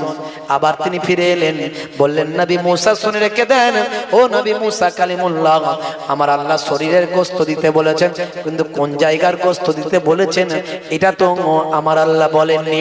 তবে শরীরের সবচেয়ে ভালো জায়গা হলো হাট, ভালো জায়গা হলো কাল্ব, এই কাল্বের জায়গা, হাটের জায়গা থেকে আমি একটু গোশত কেটে দিই। আবার ছুরিটা নিলেন, নিয়ে বুকের হাটের এখান থেকে, বুকের হৃদয়ের এখান থেকে আবার একটু গোশত কেটে আবার দিয়ে দিলেন। দিয়ে মুসা কালিমুল্লাহ আবার চলে যাচ্ছেন। হে তরুণ যুবকেরা, আবার ডাক দিলেন, ডাক দিয়ে বললেন, না না না, আমার আল্লাহ কোন জায়গার গোশত দিতে বলেছেন এটা তো জানি না। আবার একবার ছুরিটা দিন, নিজের ঘাট থেকে কিছুটা গোশত কেটে ওই প্লেটে দিয়ে বললেন, এবার আপনি যান। মুসা কালিমুল্লাহকে বললেন, আপনি আমার পক্ষ থেকে আল্লাহকে সালাম দেবেন। হযরতে মুসা কালিমুল্লাহ ওই গোশতের প্লেটটা নিয়ে আল্লাহর দরবারে যখন গেলেন, আমার আল্লাহ খুশি হয়ে গিয়ে বললেন, ও নবী মুসা কালিমুল্লাহ, তাহলে শুনে রাখো, ওই মহিলাকে আমি আল্লাহ কেন বাচ্চা দিয়েছিলাম। আমার আল্লাহ বললেন, শোনো মুসা কালিমুল্লাহ, হে নবী মুসা কালিমুল্লাহ, তুমি যখন আমার দরবার থেকে চলে গেলে, আমি যখন তোমাকে বলেছিলাম ওই মহিলা আর বাচ্চা দেব না, তখন তুমি ওই মহিলাকে বলেছিলে। ওই মহিলা চোখ ভরা পানি নিয়ে যখন চলে যাচ্ছিল, চলে তার বাড়িতে চলে গেল। আর এদিকে এই যে দরবেশ যে আমার জন্য নিজের গোশতের টুকরো কেটে দিয়েছে, তিন জায়গা থেকে গোশতের টুকরো কেটেছে, ওই দরবেশ ঘুরতে ঘুরতে মহিলার বাড়িতে গেল। একটু পানির পিপাসা লেগেছিল, মহিলাকে গিয়ে বলল, মা একটু পানি কি তুমি আমাকে খাওয়াতে পারো? ওই মহিলা বড় নারাজ ছিল, কষ্টের মধ্যে ছিল। আমার সন্তান আল্লাহ দেবেন না, আমার সন্তান হবে না, আমি কেন মানুষকে দান করব, কেন মানুষকে খাওয়াবো? না না, আমি খাওয়াবো না। এটা তার মনের ভিতর শয়তান উদিত করেছিল, কিন্তু তারপরেও তার মনে হয়েছিল না, আমার আজকে সন্তান দেয়নি বলে আমি রাগান্বিত হয়েছি, শয়তান আমার মনে ওয়াসওয়াসা দেওয়ার চেষ্টা করছে। কিন্তু এমন অনেক নিয়ামত আমাকে আল্লাহ দিয়েছেন, যে নিয়ামতের আমি শুকরিয়া আদা করতে পারবো না। সেই সময় ওই দরবেশকে ওই মহিলা পানি পান করালো। দরবেশ খুশি হয়ে গেলেন, খুশি হয়ে গিয়ে বললেন, মা তোমার মনে কি কোনো দুঃখ কষ্ট আছে মা? সেই সময় ওই মহিলা তার ওই দরবেশের কাছে নিজের সন্তানের কথা বলেছিল। হে তরুণ যুবকেরা, হে নবী মুসা কালিমুল্লাহ, আমার আশিক যে নিজের গোশতটা আমার জন্য কেটে দেয়, এমন আশিক যদি ওই মহিলার জন্য আমি আল্লাহর কাছে দোয়া চাই, আমি কি তার দোয়াটা ফেরাতে পারি? আমি আল্লাহ তাআলা ওই দরবেশের দোয়া কবুল করে ওই মহিলা আর আমি আল্লাহ সন্তান দিলাম। জোরে হবে না, জোরে হবে না। আমি আল্লাহ আমার নির্দিষ্ট চিন্তাকে পরিবর্তন করে দিলাম ওই দরবেশের দোয়ার খাতিরে। যে আমার আশিক হয় তার জন্য আমি সবকিছু করতে পারি। মাল্লাহুল মাওলা ফালাহুল কুল, বান্দা যখন আল্লাহর হয়ে যায়, কুল মাখলুকাত তার গোলাম হয়ে যায়। মান কানা লিল্লাহি কানা আল্লাহু লাহু, যে বান্দা আল্লাহর হয়ে যায় স্বয়ং আল্লাহ তার হয়ে যায়। বলার উদ্দেশ্য আপনি আল্লাহর ইশক মহাব্বত নিয়ে আসুন, আন্তরিকতা। আমি আন্তরিকতা নিয়ে ওয়াজ করেছি, আজকে আমি খুব একটা ইবাদত নিয়ে ওয়াজ করিনি, আজকে আন্তরিকতা নিয়ে ওয়াজ করেছি। প্রথম থেকে আমার ওয়াজটা ভাবুন আমি কি ওয়াজ করলাম।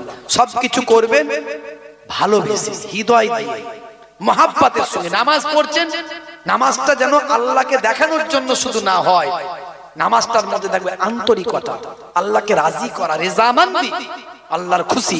ইবাদত, ইবাদতও তাই। মানুষের সঙ্গে ব্যবহার করছেন, ব্যবহারটাও তাই। সবটার মধ্যে আন্তরিকতা, আর্টিফিশিয়াল যেন না হয়ে যায়, লৌকিকতা যেন না হয়ে যায়, লোক দেখানো যেন না হয়। কারণ আমাদের মধ্যে লোক দেখানো স্বভাবটা বেশি চলে এসেছে, বুঝতে পারছেন ভাইরা আমার, তরুণ যুবকেরা আমার। ফিতনার সময়, আখিরি জামানা, ফিতনার সময়, চারিদিকে ফিতনা, চারিদিকে ফিতনা। ভাই আমার, সারা বিশ্বে তাকিয়ে দেখুন ফিতনা চলছে। খুন খারাপি, মারপিট, দাঙ্গা হাঙ্গামা, বোমবাজি, যুদ্ধ, লড়াই, অশান্তি সারা পৃথিবীতে চলছে।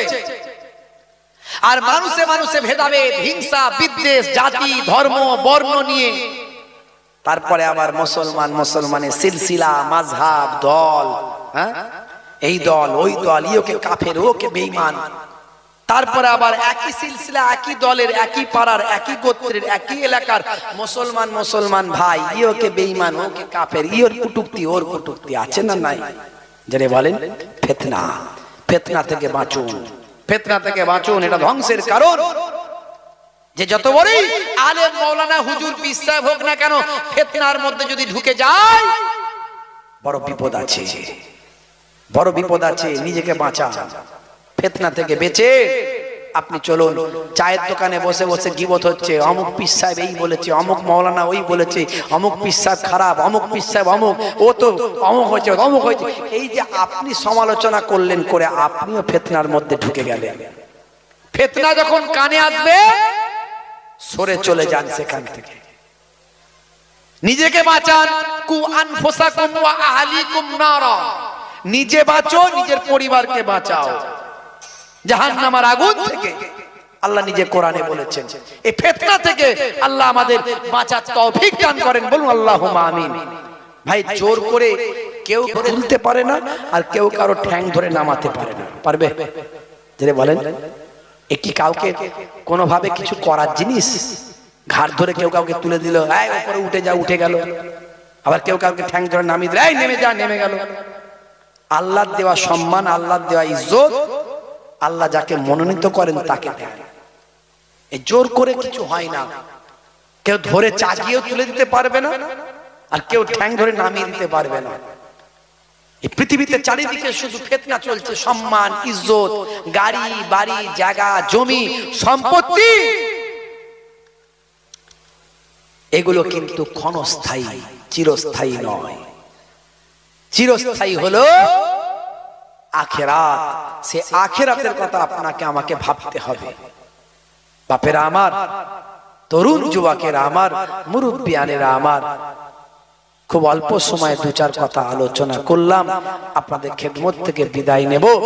একবার মোহাব্বতের সঙ্গে দরুদ শরীফ আল্লাহুম্মা সাল্লি আলা।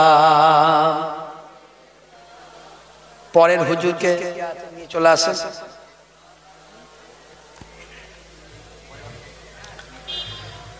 মানুষ বানালে প্রভু, দিলে মান সম্মান, হাসরের ময়দানে করোনা গো অপমান। প্রভু হাসরের ময়দানে করোনা গো অপমান। বসেন, উঠছেন কেন? বসেন বসেন বসেন, উঠে পড়ছেন কেন? জলসা শেষ হয়ে গেল নাকি? কি বিপদ বলেন দেখি।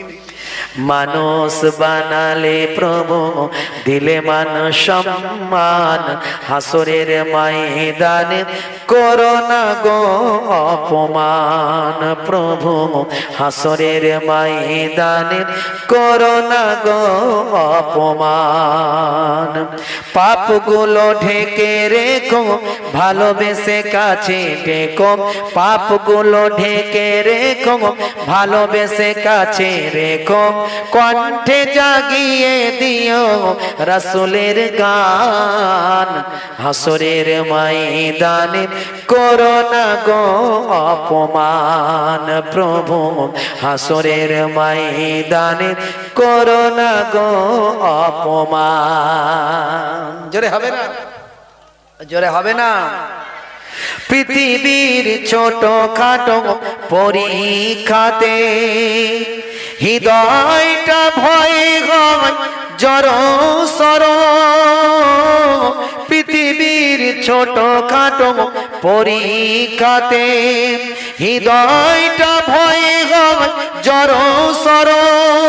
সফলতা পেতে তবু খাটি দিন রাত, সফলতা পেতে তবু খাটি দিন রাত।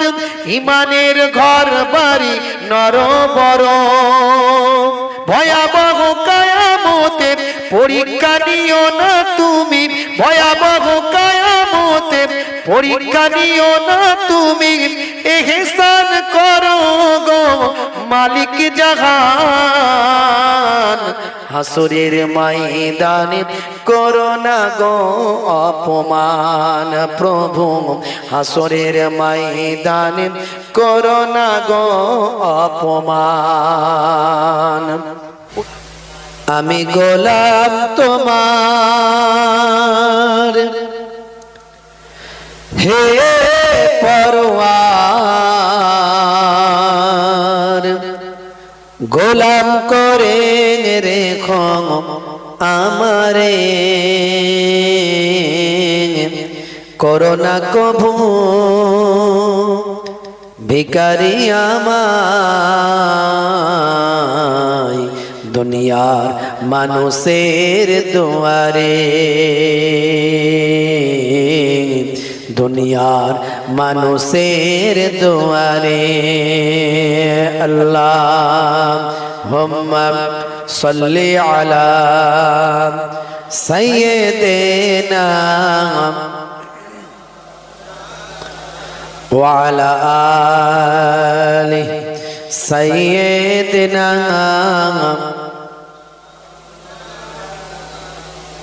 রাসূল তুমি দয়ার সাগর, হাবিব আল আমিন তোমার দয়াই পূর্ণ হলো সারা পৃথিবী বলুন না সুবহানাল্লাহ তোমার দয়াই পূর্ণ হলো সারা পৃথিবী তুমি করলে দুঃখ মোচন দুঃখী মহিলাদের তুমি দিলে অধিকার ফিরিয়ে তাদের তোমার কাছে ঋণী সবাই তোমার কাছে ঋণী সবাই আমরা প্রতিদিন তোমার দয়াই পূর্ণ হলো সারা পৃথিবী আল্লাহুম্মা সাল্লি আলা মাওলানা মুহাম্মদ ওয়া আলা আলিহি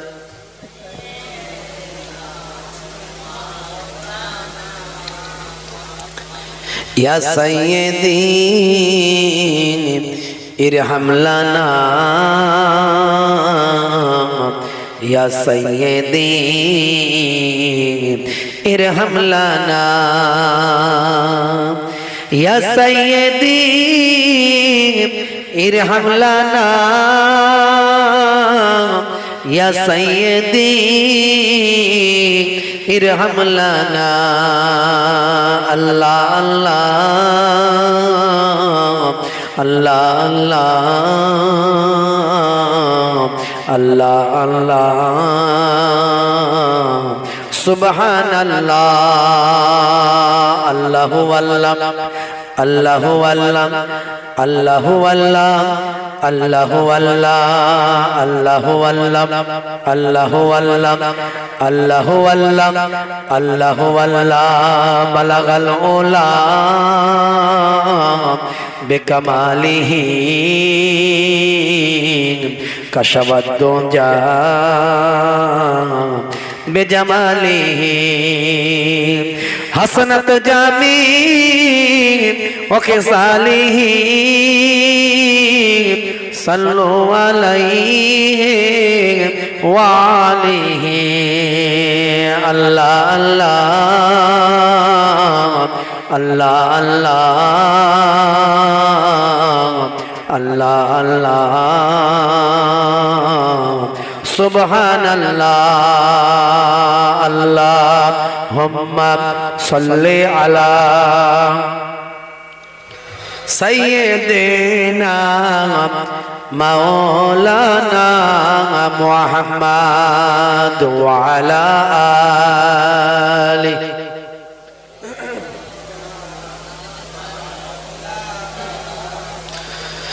وقال الله تعالى في كلامه المجيد والفرقان الحميد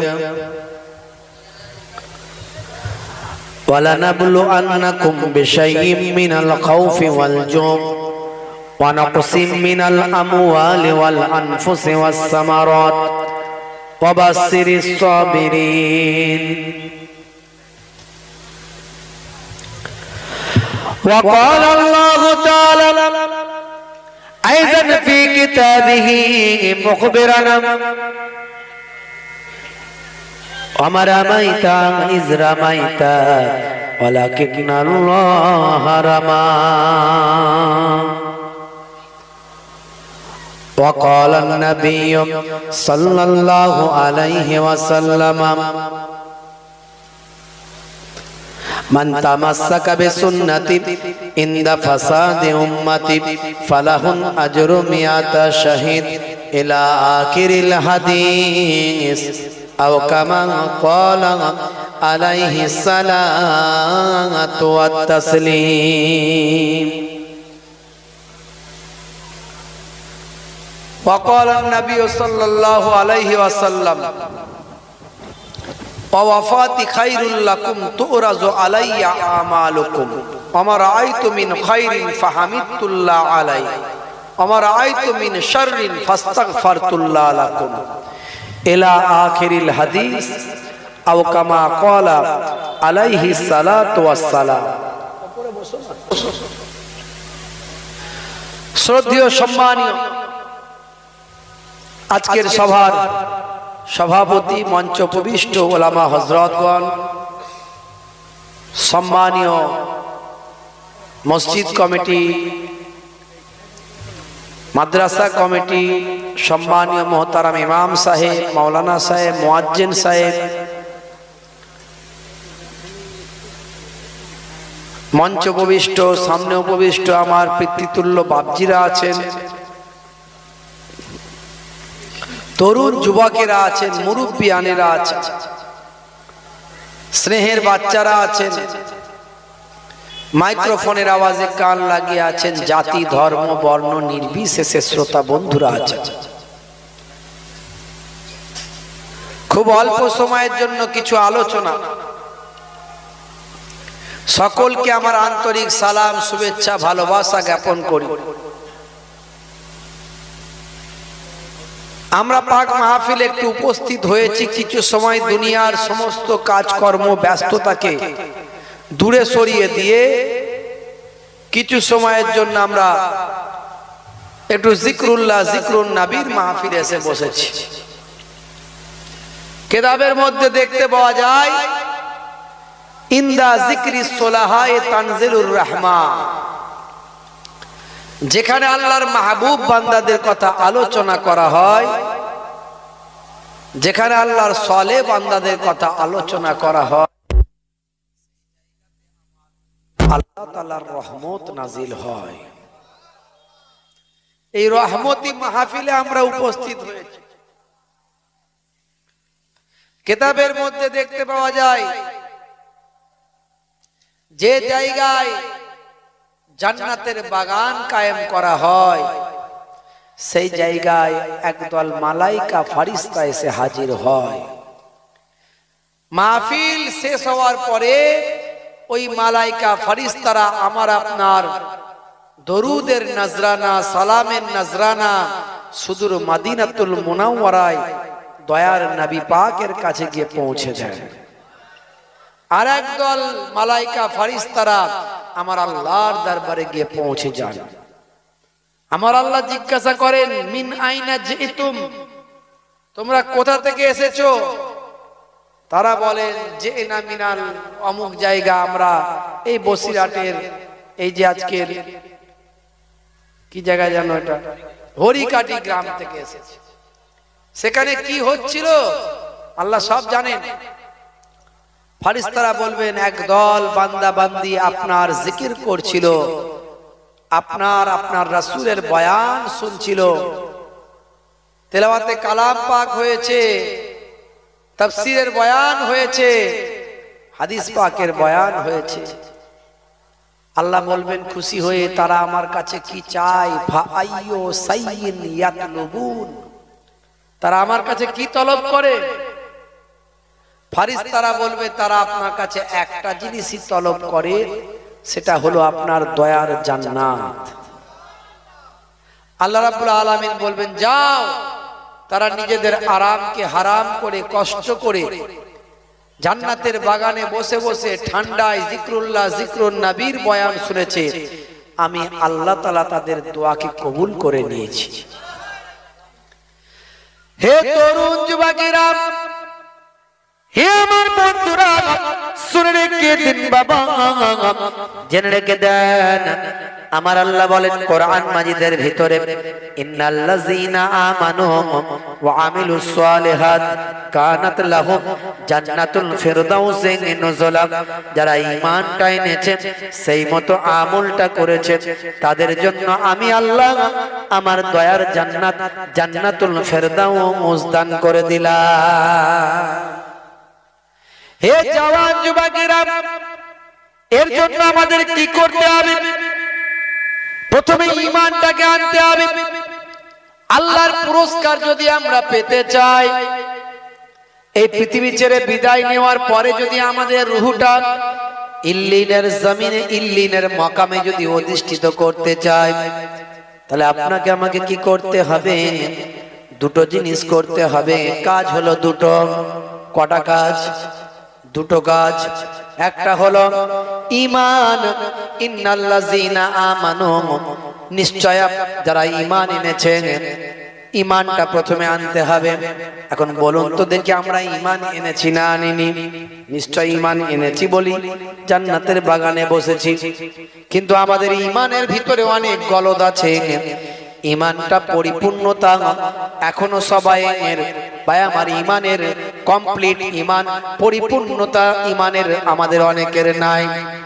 আমরা বলি ঈমানদার, আবার আমরা বলি ভালো ডাক্তারকে দেখালি তাই তো ভালো হলো, না তো লোকটা মরেই যেত।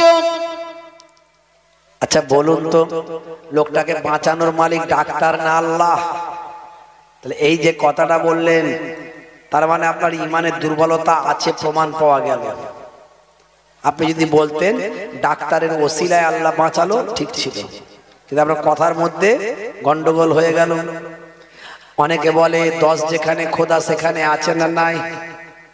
10 যেখানে খোদা সেখানে, এখানে আমরা অনেকগুলো 10 আছি, তাহলে খোদা কি অনেক হলো নাকি? বলুন নাউজুবিল্লাহ। হে তরুণ যুবকেরা, হে আমার বন্ধুরা, শুনে রেখে দিন বাবা। অনেকে বলে ওপরে খোদা, নিচে তুমি, তাই তো আমি বেঁচে আছি।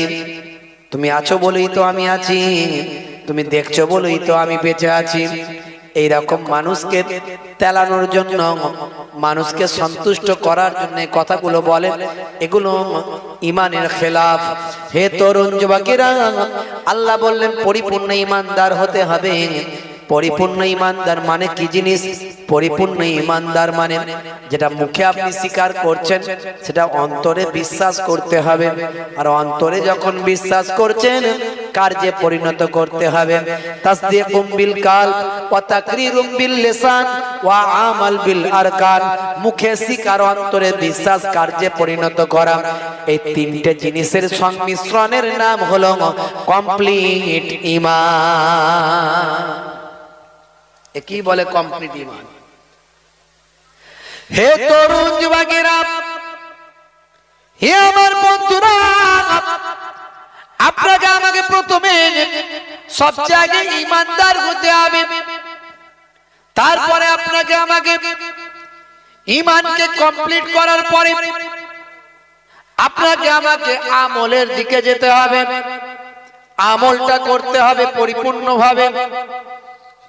অনেকে লোক দেখানোর জন্য আমল করে, নামাজও পড়ছে, চিটিংবাজিও করছে, দাঁড়িয়ে রেখেছে, ধাপ্পাবাজিও করছে, নামাজ রোজা দিন ধর্ম করে ভাই আমার হিংসা হাসাদ ফাসাদ নিয়ে আছে।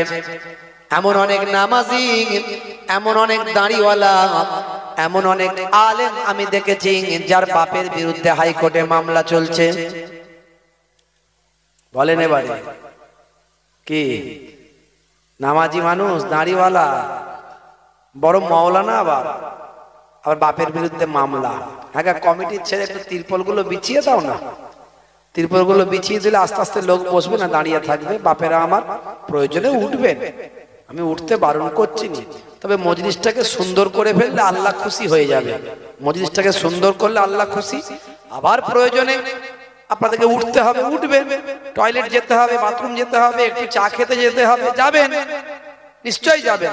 কিন্তু মজলিসটাকে ফার্স্ট রাউন্ডে যদি একটু সুন্দর করে ফেলেন, আল্লাহু জামিলুন ওয়া ইউহিব্বুল জামাল, আল্লাহ সুন্দর, সৌন্দর্য পছন্দ করেন। জান্নাতের বাগানকে যদি আপনি সুন্দর করেন, হতে পারে আপনার নিয়ত যদি ভালো হয়, আল্লাহ আপনাকে কবুল করে দুনিয়া আখিরাতকে সুন্দর করে দেবেন। ভাইরা আমার, যারা দাঁড়িয়ে আছেন বাপেরা আমার, কিছু সময়ের জন্য বসে যান, প্রয়োজনে আবার উঠবেন, উঠতে বারণ করছি না, কিছু সময়ের জন্য বসে যান। বাপ একটু দরুদ শরীফ আল্লাহুম্মা সাল্লি আলা মাওলানা মুহাম্মাদ ওয়া আলা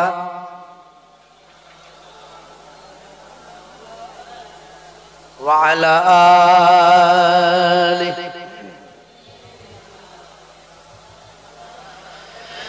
হে তরুণ যুবকেরা, হে আমার বন্ধুরা, শুনে রেখে দিন বাবা, যে কথা বলছিলাম, তাহলে আপনাকে আমাকে আগে ঈমানটা মজবুত করতে হবে। কার পেতে গেলে, আল্লাহর নৈকট্য লাভ করতে গেলে দুটো জিনিস কি কি? ইন্নাল্লাযীনা আমানু, প্রথমে তোমাদেরকে ঈমানদার হতে হবে, ওয়া আমিলুস সালিহাত, তারপর নেক কাজ ভালো কাজ করতে হবে। এই দুটো জিনিস, একটা হলো ঈমানদার আর একটা হলো ভালো কাজ। ভালো কাজগুলো আমরা করি, কিন্তু তার সঙ্গে খুলুসিয়াতের ভাই আমার, আমাদের আন্তরিকতার অভাব অনেক সময় ঘটে। নামাজও পড়ছে, চিটিংবাজিও করছে, দাঁড়িয়েও রেখেছে, ধাপ্পাবাজিও করছে, আছে না নাই? দাঁড়ি রেখে বিড়ির টান, মারাত্মক ব্যাপার, আছে না নাই? চাচা আমার আসরের নামাজ পড়ছে আর পকেটে ঘরে ঘড়ি বিড়ি নড়ছে, খসখস খসখস করে। কি হলো চাচা? আর বলো না, একটু বুঝতে তো পারছো নেশার একটু ব্যাপার আছে। আসরের নামাজ পড়ে চাচা আমার যাচ্ছে, মাথা থেকে টুপিটা খোলার টাইম হয় না, ঘড়ি বিড়ি মুখে লাগিয়ে ফস করে লাইটিং মেরে দিয়েছে, বুঝতে পারছো? টান মারতে মারতে বেরিয়ে যাচ্ছে। আমল আমরা করি, কিন্তু খুলুসিয়াত, আন্তরিকতা, স্বচ্ছতা, পরিপূর্ণতা, এটার একটু অভাব হয়ে যায়। হে তরুণ যুবকেরা, হে আমার বন্ধুরা, শুনে রেখে দিন বাবা, জেনে রেখে দেন, নেক আমলটা করতে হবে। শুধু নামাজ, রোজা, হজ, যাকাত এগুলো শুধু নেক আমল তা নয়, এর সঙ্গে সঙ্গে আরো নেক আমল আছে। কথা যখন বলবেন, হাসি মুখে বলবেন, মিষ্টি কথা বলবেন। এমনকি আপনাকে যখন কেউ কথা শোনাবেন, তার দুঃখের কথা, কষ্টের কথা, আপনি তার দুঃখের কথা শুনবেন, পুরোটা শুনবেন, শুনতে শুনতে চলে যাবেন না। আমার নবীর কাছে যদি কেউ তার দুঃখের কথা, কষ্টের কথা বলতেন, যতক্ষণ না তার কথাটা শেষ হতো, আমার আপনার নবী তার কথাটা পুরোটা শুনতেন। একজন প্রফেসর রীতা কুন্ডু, একজন মহিলা, আমার নবীর শিষ্যা। সেই মহিলা বলছেন, কেন আমি নবীর শিষ্যা হলাম? শুনে রেখে দাও, আমি একজন শিক্ষিতা নারী, আমি একজন প্রফেসর, আমি আমার নবীর শিষ্যা কেন হলাম? তার কারণ হলো, আমি দীর্ঘদিন ধরে বিভিন্ন ধর্মশাস্ত্রগুলো নিয়ে অধ্যয়ন করলাম। আমি অধ্যয়ন করে দেখতে পেলাম, হায় রে হায়, আমার যা মনের কষ্ট, দুঃখ, যন্ত্রণা আজ যেগুলো আমি ফিল করছি, সেগুলো যেন আমার নবী 1450 বছর আগে আমার জন্য সেই ফিল করা সমস্যাগুলো, আমার সমস্যাগুলোর সমাধান দয়ার নবী 1450 বছর আগে যেন আমাকে দিয়েছেন। আমি রীতা কুন্ডু অবাক হয়ে গেলাম। আমি পড়তে পড়তে পেলাম, আমি অনেক সময় লক্ষ্য করেছি আমার মনের কষ্ট কেউ শুনতে চায় না। আমি যদি আমার মনের দুঃখ কষ্টটা কাউকে বলি, সে তার মনের কষ্ট সঙ্গে সঙ্গে আমাকে শোনায়। আমার কথা শেষ হওয়ার আগেই তার কথাটা শোনাতে শুরু করে। আমার মনের কষ্ট, দুঃখ, যন্ত্রণা মন দিয়ে কাউকে শোনাতে পারলাম না। আমি আমার এই ঘটনা পড়তে পড়তে আমি আমার দুঃখের যন্ত্রণার কথা মনে পড়ে গেল। আমার নবীর কাছে যদি কেউ মনের দুঃখের কথা বলতেন, আল্লাহর নবী তার কথা কমপ্লিট না হওয়া পর্যন্ত তার দুঃখের কষ্টের কথা শ্রবণ করতেন। আপনাকে যদি আমার মনের দুঃখের কথা বলি, ভাই শরীরটা খুব খারাপ, বাড়িতে বড় বিপদের মধ্যে আছি, তোমার ভাবিরও শরীর খারাপ, বাচ্চাগুলো, তখন এই কথা শেষ হবে না, তার আগে ওই লোকটা বলবে, আর বলিস না ভাই, আমারও একই অবস্থা। আমার কথা শেষ হলো না, তার আগে সে শুনিয়ে দিল। কথা ঠিক না? তাহলে বুঝতে পারছেন আমার ওয়াজটা কোথায়, কোন ওয়াজটা আমি করছি। আপনার মনের অসুখটাকে ঠিক করতে হবে। ইসলাম আপনাকে সবকিছু শিখিয়েছে, বাহ্যিক, আভ্যন্তরীণ, এক্সটার্নাল, ইন্টারনাল। হে তরুণ যুবকেরা, আল্লাহর নবী যখন কথা বলতেন, হেসে হেসে, মুচকি হাসি দিয়ে, হাসি হাসি মুখ নিয়ে কথা বলতেন। হে তরুণ যুবকেরা, আল্লাহর নবীর চেহারাখানা দেখে কেউ ভয় পেত না। আল্লাহর নবীর সঙ্গে কথা বলার সাহস সবারই থাকতো। একটা বাচ্চা ছেলে, সেও নবীর সঙ্গে কথা বলার সাহস হতো। একজন বৃদ্ধা মহিলা, বৃদ্ধ বুড়ি মা, বৃদ্ধ মা, সেও নবীর সামনে কথা বলার তার সাহস হতো। হে তরুণ যুবকেরা, ঈদের দিনে আল্লাহর নবী ওয়াজ করছেন। নবীর দয়ার নবী যখন ওয়াজ করতেন, সাহাবায়ে কেরামেরা তো মনোযোগ দিয়ে শুনতেন। এ তো আর আমাদের মতো বক্তা, আমাদের মতো শ্রোতা নয়। বক্তা হলেন নবী আর শ্রোতা হলেন সাহাবারা।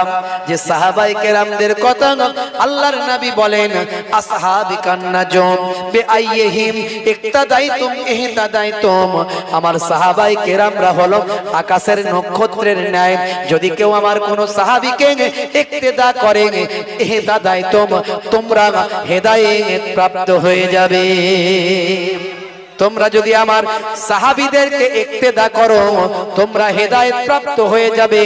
আমার সাহাবীরা হলেন আকাশের নক্ষত্রের ন্যায়, এক একজন স্টার। বুঝতে পারছেন? আল্লাহর নবীর দেওয়া সার্টিফিকেট সাহাবায়ে কেরাম। কত রকমের বক্তা বেরিয়েছে। একটা বক্তার ভিডিও আমাকে পাঠালো একজন, বলছে বক্তা বলছে আবু বকর সিদ্দিক রাদিয়াল্লাহু তাআলা আনহু, সে তার এত সুন্দর করে বলছে না, বেয়াদব বক্তা তো। এখন দুই ধরনের বক্তার ওয়াজ আপনারা শুনতে পাবেন, একটা আদব ওয়ালা বক্তা, একটা বেয়াদব ওয়ালা বক্তা।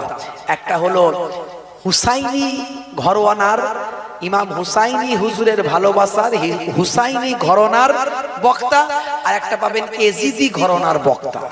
দুই ধরনের। কি করে বুঝবেন? পরীক্ষা কি করে করবেন? তার কথার মধ্যে থাকবে মার্জিত ভাব, আদব, তাজিম, মিষ্টতা, নবী খানদানের প্রতি সম্মান, আহলে বায়াতের প্রতি মর্যাদা, নবীর সবসময় সম্মান, আউলিয়ায়ে কেরামদের সম্মান তার কথার মধ্যে পাবেন। আবার অতিভক্তি চোরের লক্ষণ কিছু আছে, আবার শিরকে করার লোক, সে আবার আল্লাহকেও যেমন মনে করে, নবীকেও তেমন মনে করে, ওলিদেরকেও তেমন মনে করে। এটা বেদাত, এটা সে মুশরিক, এটা বাদ দেন। আর একটা হলো বক্তাদের আপনি পাবেন, তারা হলো আল্লাহকেও সম্মান দিয়ে কথা বলে না, আল্লাহর প্রতিও তাদের ভক্তি সে শ্রদ্ধা সেরকম, আর নবীর প্রতিও তাদের ভক্তি শ্রদ্ধা সেরকম নাই। আর নবীর খানদান, আহলে বায়াত আর ওলিয়া আউলিয়াদের কথা বলতে গেলে তারা তো তুচ্ছ তাচ্ছিল্যের সঙ্গে কথাবার্তা বলে ফেলে। এটা আমাদের বুঝে নিতে হবে। বক্তা বলছে আবু বকর হুজুরের কথা বলছে, আবু বকর সিদ্দিক রাদিয়াল্লাহু তাআলা আনহু বলছে, আবু বকর নবীর সাহাবী আবু বকর তিনি কতবার হজ করেছেন। আমি যা হজ করেছি গুণে শেষ করা যাবে না। আবু বকর তিনি কতবার কোরআন মাজিদ খতম করেছে, আমি যা খতম করেছি গুণে শেষ করা যাবে না। সেই বক্তার আমাদের ভিডিওটা পাঠালো, শোনো, নবীর সাহাবীর বিরুদ্ধে তুচ্ছ ধারণা রাখার কারণে তার ঈমানটা বরবাদ হতে পারে। অত সহজ নয়। নবীর সাহাবীদের আল্লাহ এত সম্মান দিয়েছেন, এত মর্যাদা দিয়েছেন। বুঝতে পারছেন? আদবটা ইসলামের একটা বড় জিনিস, আপনাকে মাথায় রাখতে হবে। এই জন্য আমরা মুজাদ্দিদুল জামানকে মানি, তিনি আমাদের আদব শিখিয়েছেন। এই জন্য বসিরার আল্লামা হুজুর এত বড় আলেম হওয়ার পরেও ওয়েস্ট বেঙ্গলের এক নাম্বার আলেম তৎকালীন যুগে বসিরার আল্লামা হুজুর কলকাতা আলিয়া মাদ্রাসায় যতদিন পড়াশোনা করেছেন, পশ্চিমবঙ্গের এক নাম্বার মাদ্রাসা সেটা, সেই মাদ্রাসা ব্রিটিশ আমলের, সেই মাদ্রাসায় যতদিন পড়েছেন বসিরাট হুজুরের উপরে কেউ উঠতে পারেনি, সব নিচে। সেই বসিরাট হুজুর দেখলেন জগৎ বিখ্যাত আলেম ফুরফুরার পীর মুজাদ্দিদুল জামান, সবাই তো 6টা হাদিসের আলেম হয়, বুখারী, মুসলিম, তিরমিজি, আবু দাউদ, নাসাই, ইবনে মাজাহ। আর মুজাদ্দিদুল জামান পীর আবু বকর সিদ্দিক রাহমাতুল্লাহ আলাইহি শুধু 6টা হাদিস নয়, তার সঙ্গে সঙ্গে মদিনা শরীফ থেকে আরো 40টা হাদিস শেষ করে তার সনদ প্রাপ্ত হয়ে হিন্দের জমিনে ফিরে এলেন। বুঝতে পারছেন? বসিরাট হুজুর মুজাদ্দিদুল জামানের হাতে হাত দিয়ে তিনি বায়াত হয়েছিলেন। ডক্টর মোহাম্মদ শহীদুল্লাহ সাহেব, যিনি 18টা ভাষায় পণ্ডিত ছিলেন, 18টা ভাষা, বুঝতে পারছেন? তিনি দাদা হুজুর পীর কেবলা রহমাতুল্লাহ আলাইহির বায়াত হলেন। তারা জ্ঞানী, জ্ঞানের দিক থেকে তাদের অভাব ছিল না, পণ্ডিতদের দিক থেকে তাদের অভাব ছিল না, ইলমের দিক থেকে তাদের কোনো কমি ছিল না। কোরআন, হাদিস, তাফসীর, ফিকহ, উসুল, ভাই আমার modern education, English, philosophy, history, mathematics, বুঝতে পারছেন? এই সমস্ত জ্ঞানে তাদের অভাব ছিল না। অভাব কোনটা ছিল? কেন দাদা হুজুরকে টিচার হিসাবে মানলো? তার কারণ হলো ইলমে তাসাউফ, ইলমে মারিফাত, ইলমে বাতিনি, এই সমস্ত ইলমে লাদুন্নির জ্ঞানের অভাব ছিল। তাই তারা সেই জ্ঞানগুলো আদায় করার জন্য, শেখার জন্য, অর্জন করার জন্য একজন ওস্তাদ খুঁজলেন। সেই ওস্তাদটা হলেন পীর আবু বকর সিদ্দিক রাহমাতুল্লাহ আলাইহি। বুঝতে পারছেন? তাহলে আদবটা একটা বড় জিনিস, এটা একটা শিক্ষা। এই শিক্ষা কে দিয়েছে? আল্লাহ নিজে দিয়েছে। আল্লাহ নিজে শিক্ষা দিয়েছে। সাহাবাই কেরামরা কনভারসেশন করছেন, গুফতগু করছেন, বাতচিত করছেন, মুকালেমাত করছেন, বাদুকুম লিবাদিন, একে অপরের মধ্যে, একে অপরের সঙ্গে। এমন সময় তাদের কনভারসেশনের মধ্যে একজনের ভলিউম একটু হাই হয়ে গেল, জোরে হয়ে গেল, একটু হাই ভলিউম, জোরে আওয়াজ হয়ে গেল। সঙ্গে সঙ্গে আল্লাহ রাব্বুল আলামিন আয়াত নাজিল করে দিলেন। নবী কিছু বললেন না, কিন্তু আল্লাহ শুনলেন না। কোরআনের আয়াত খুলুন, পাবেন, ইয়া আইয়ুহাল্লাযীনা আমানু লা তারফাউ আসওয়াতাকুম ফাওকা সাউতিন নবী। সাবধান, তোমাদের আওয়াজটা আমার রাসূলের আওয়াজের থেকে যেন জোরে না হয়ে যায়। আমার নবীর আওয়াজের থেকে, ভলিউমের থেকে তোমাদের ভলিউমটা যদি জোরে হয়ে যায়, ওই আয়াতের শেষে আল্লাহ বললেন আনতাহাবাতা আমালুকুম ওয়া আনতুম লা তাশউরুন, তোমাদের আমলগুলো কোনটা দিয়ে বেরিয়ে চলে যাবে, টের পাবে না, বুঝতে পারবে না। নামাজ নামায়েসি হয়ে যাবে, দাড়ি টুপি অ্যাডভার্টাইজার হয়ে যাবে, সব দেখানো হয়ে যাবে। আচ্ছা বলুন, এই মাসালা কি শুধু সেদিনকার জন্য না এখনকারের জন্য? এখনো যদি নবীর শানে যদি কেউ বেয়াদবি করে, তাহলে আমল বরবাদ হবে। এই আয়াত দ্বারা প্রমাণ হয় কি হয় না? আমি আপনি ভাবছি বিরাট বড় নামাজি আছি, বিরাট বড় সুফি দরবেশ আছি, কিন্তু আমার আপনার আমলগুলো যে কোনটা দিয়ে বরবাদ হয়ে গেছে আমরা বুঝতেই পারিনি।